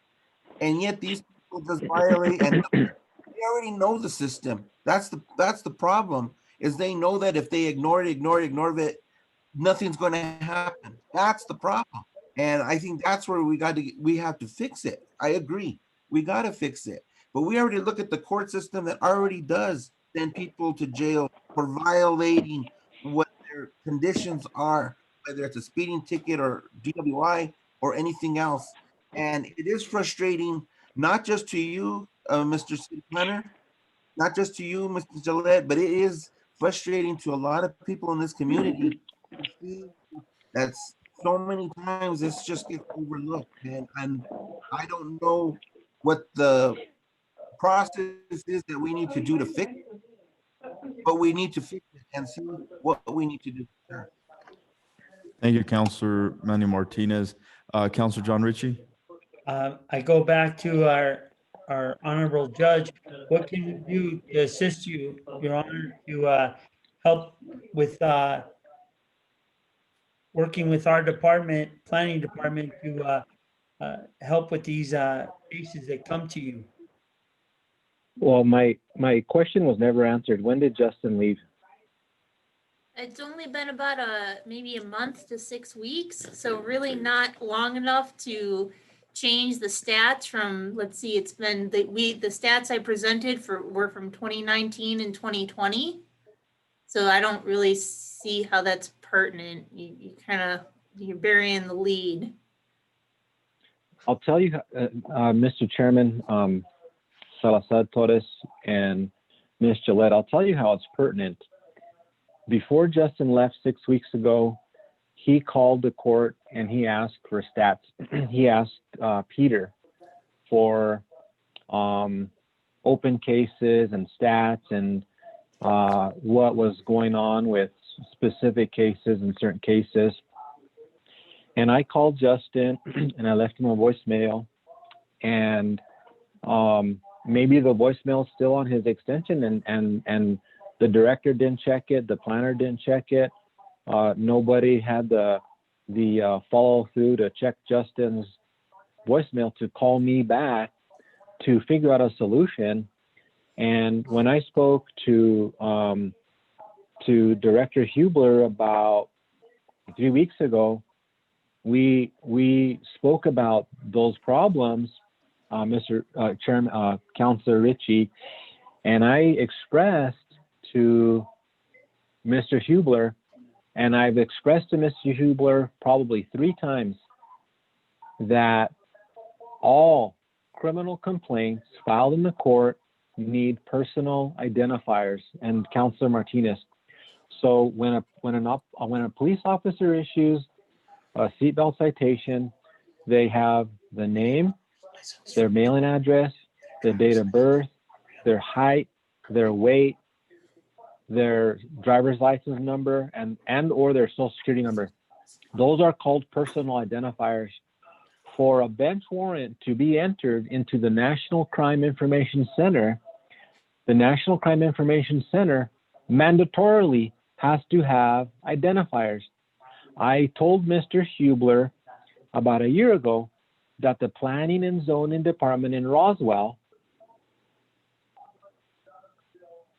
gets those personal identifiers mandatorily and turns in the criminal complaint for Buford Smith with all Buford Smith identifiers. If Buford Smith fails to appear, then the court can issue a bench warrant, send the warrant to 911. 911 enters the bench warrant into NCIC, and any law enforcement in Rio Arriba County, Santa Fe County, San Miguel County, Mora County, Los Alamos County, Santa Fe County, Sandoval County can arrest that individual for failing to appear, because my bench warrants have jurisdiction in all adjacent counties anything adjacent to Rio Arriba County.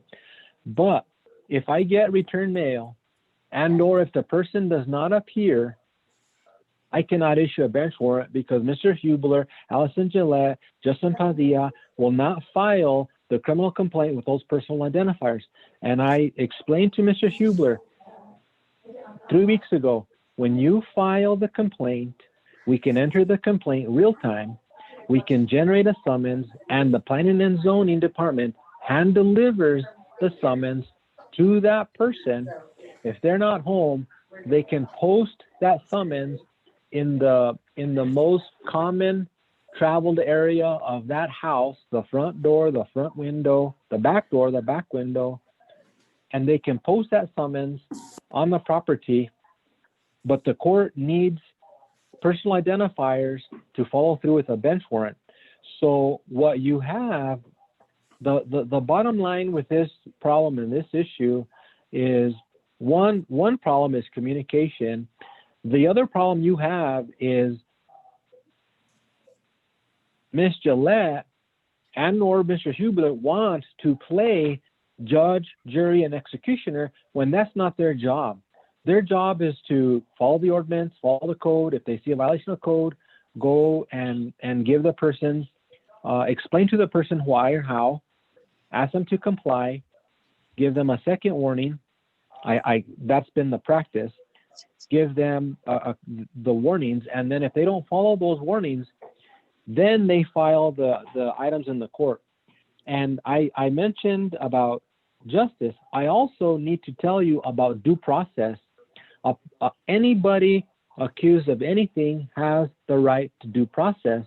Just because the neighbors and the constituents see things and witness things, when they come to court, they are treated equally, and they are guaranteed that their rights will not be violated, and they're guaranteed due process at the end of the day.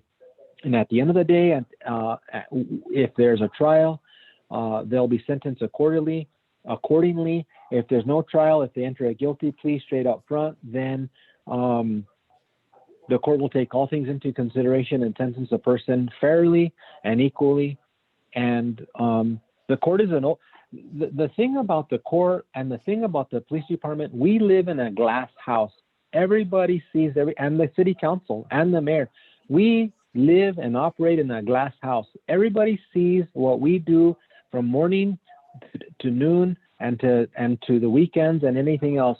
We live in a glass house, and everything we do is transparent. Everything we do is open, and I don't have anything to hide with the court. I do my job to the best of my ability. And the other thing we need to do is communicate effectively. Ask Mr. Hubler if I've told him to serve a summons personally.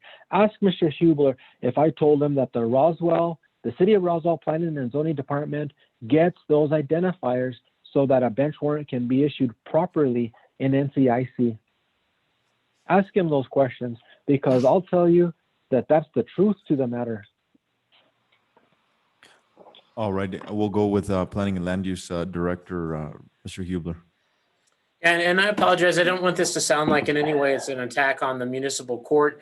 This is just to highlight, Mr. Chair, to your comment about what kinds of things are we struggling with. This is a struggle that we're having, and we certainly do not intend to tell the judge how to handle the cases once they arrive in his court. But we do also want to point out that, again, as a kind of punitive in measure, it's definitely lacking in our view. The judge and I have had a number of discussions, and including that discussion about the personal identifiers. And as I've expressed to him, and as I think that this committee should know, our cases do differ from those folks that are pulled over by the PD, because there's a specific individual responsible for driving that vehicle when the PD pulls them over, and that person has or should have a license.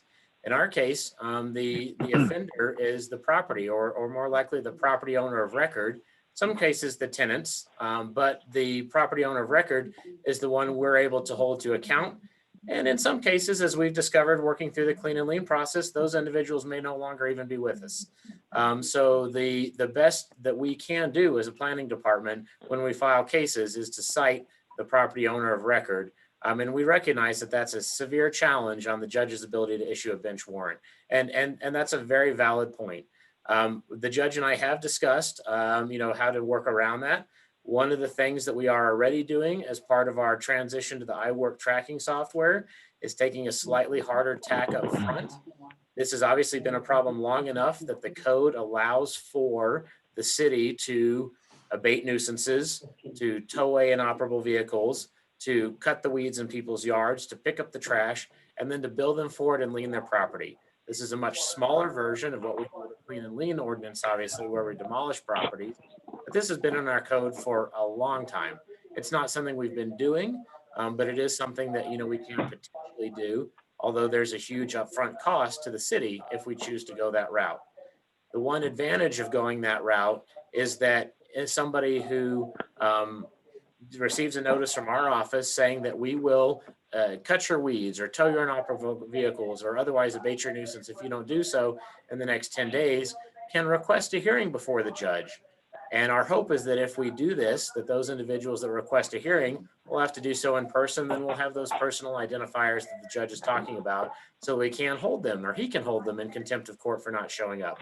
So this is something that we're currently exploring, although as I indicated, it is something that does have a potential for upfront costs if folks do not take advantage of that. Then we're going to be responsible for following through on the threats that we make. We can't tell somebody we're going to cut their weeds or pick up their trash if we don't then go and do it. Certainly that's something that we're comfortable doing. And it's definitely an approach that we're considering taking because we want this to work. And we recognize the limitations of our office and our process. We recognize the limitations of the judge's process. And ultimately what we want to do is we want to come up with something that works for the community. And while Roswell may have found a solution somehow that works great for them, they're absolutely the minority in the state. Having talked to code enforcement officers throughout the state, at big cities like Albuquerque and little cities like Ruidoso, everybody's dealing with the same processes.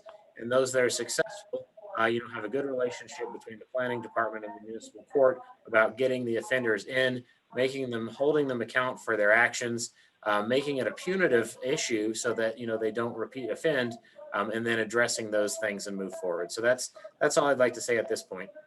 Councilor John Ritchie.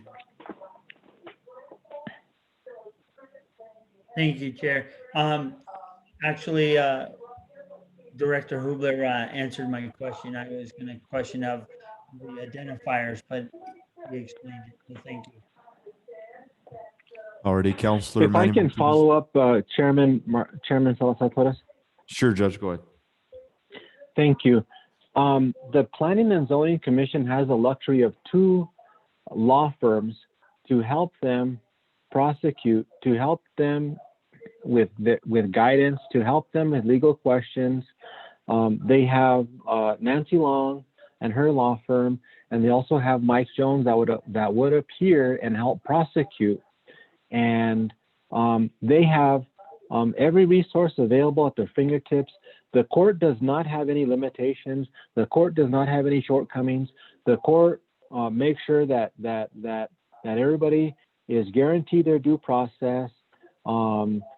And the nature of this beast is it's in our code, but it's crossing over to civil to civil offenses when because you're dealing with thousands of dollars, thousands and thousands, tens of thousands of dollars for somebody's car. You have an inoperable car. Well, that inoperable car could be $1,000, $2,000, $6,000, $20,000. So you're kind of crossing over into civil territory and civil offenses. And the other thing that the planning and zoning needs to understand, and the council knows this, is that your constituents are your customers, and our constituents need to be treated like customers. Our constituents can't be treated as guilty until proven innocent. Our constituents and all constituents are innocent, 100% innocent, guaranteed by the Constitution, until proven guilty. And everybody listening needs to understand that, is that your mom, your neighbor, your uncle is 100% presumed innocent until proven guilty. And they deserve fair notice to be summoned to court. And they deserve fair due process at court. You can't just shoot from the hip and say, you're guilty, bro. It doesn't work like that. All righty. Well, Mr. Hubler, we do appreciate you extending planning and land uses frustration. As the governing body we're listening. I believe everybody has listened into the issues at hand. Chairman, excuse me? Just a follow-up, Chairman. I will make myself available tomorrow at 1:00. I'll go to the Planning and Zoning Department.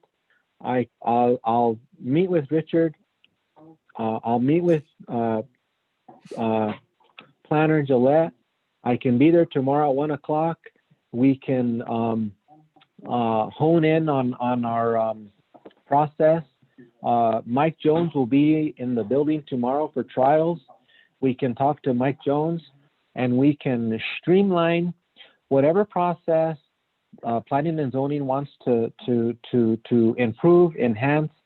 I'm all about improving a process, enhancing a process, and updating a process, and being relevant with our processes.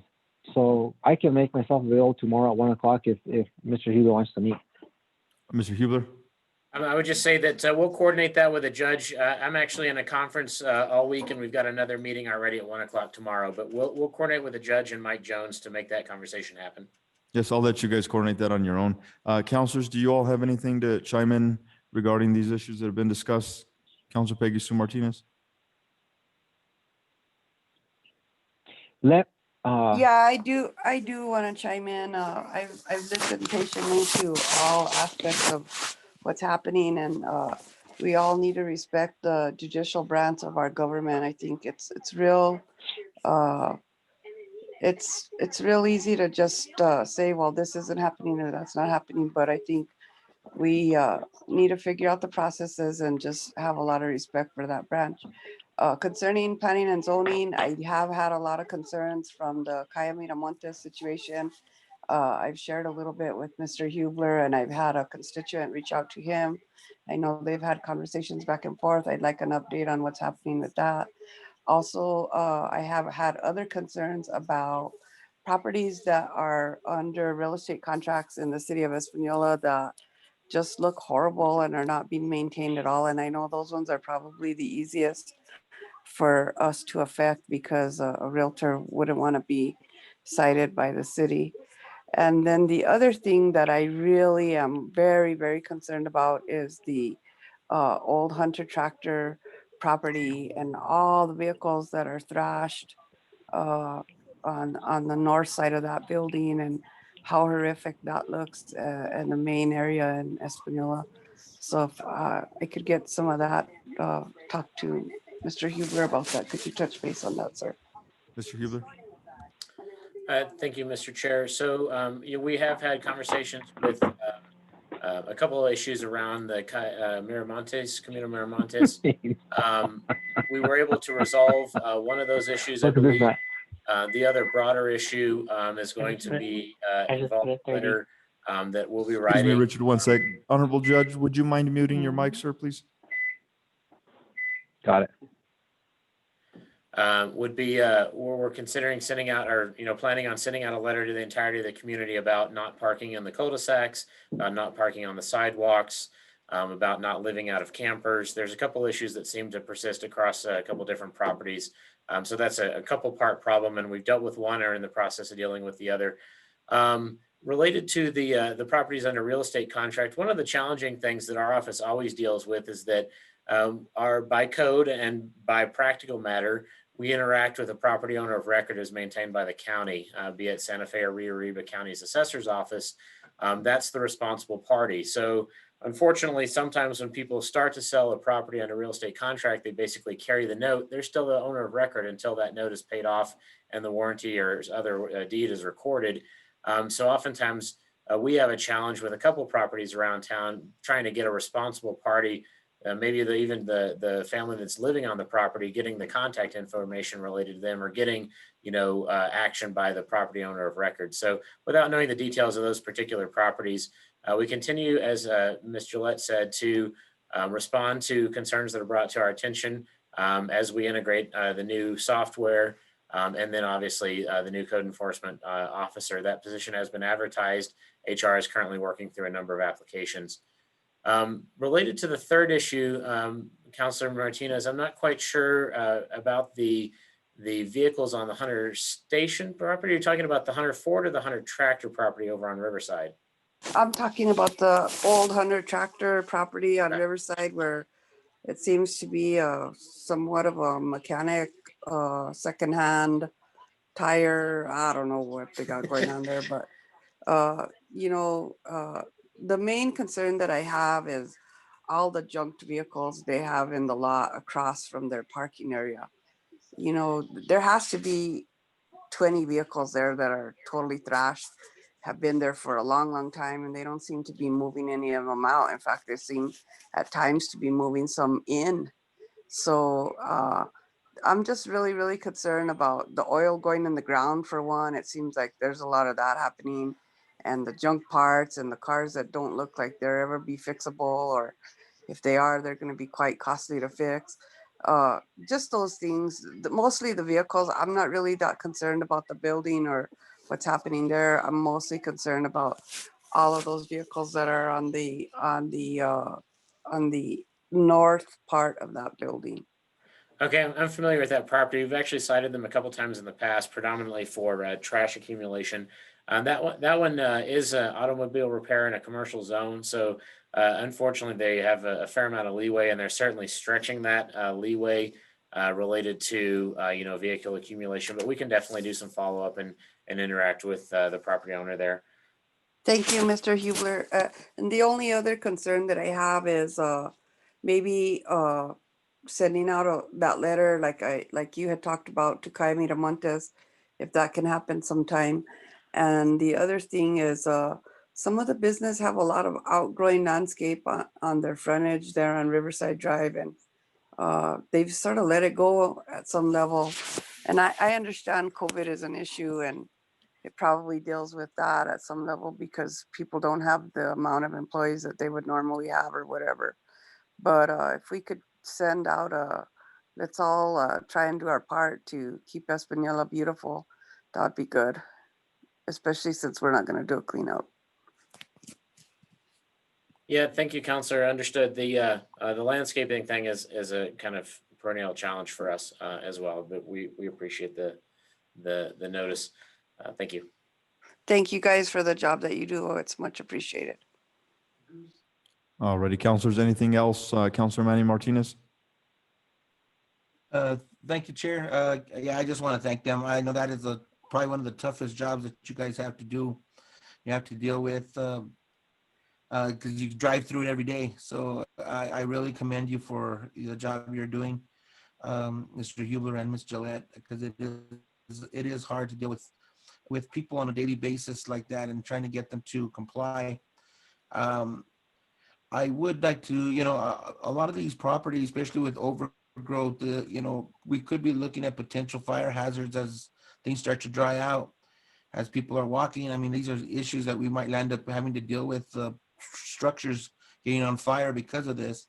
Also, how many squatters do we have in a lot of these properties that, again, potential becomes a health hazard. So I really feel for you guys on your job, sir, and I commend you for what you guys do. Thank you. Thank you, Counselor. Counselor John Ritchie? Thank you, Chair. Just wanted, same thing. Thank you for the work that you're doing. I know you're understaffed, especially with your code enforcement. It's always been a shining spot in that department. You've made a lot of improvements. So as soon as we get another staff back in, we can get back onto the program. Again, thank you for all your efforts. Thank you, Counselor Ritchie. Mr. Hubler? Yeah, we just wanted to make Ms. Gillette just wanted to make a final kind of closing comment. Yeah, I want to thank you guys for all of your hard work, and also, I guess, remind the public that, we're here for the health, safety, and welfare of the whole community. And I want to protect the masses who do take care of their properties and are respectful and gracious and diligent with upkeep of their properties, as opposed to those who are not. And I want to take whatever actions that are possible to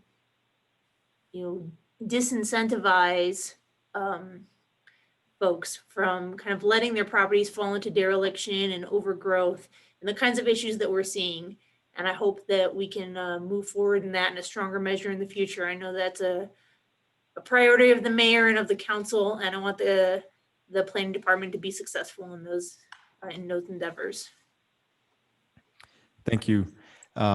We appreciate you guys. Thank you for all your hard work. As Councilor Manny Martinez said, y'all have a tough job, and we appreciate you. I believe that is it. Y'all have anything else to report? Okay. We'll move on to our next item on the agenda, and that is our next meeting. Of course, it is the first Wednesday of each month. So tentatively November 4th, that is the day after Election Day. So councilors, do you all have any conflicts with November 4th? And I'll start with Councilor Ritchie. Any objections?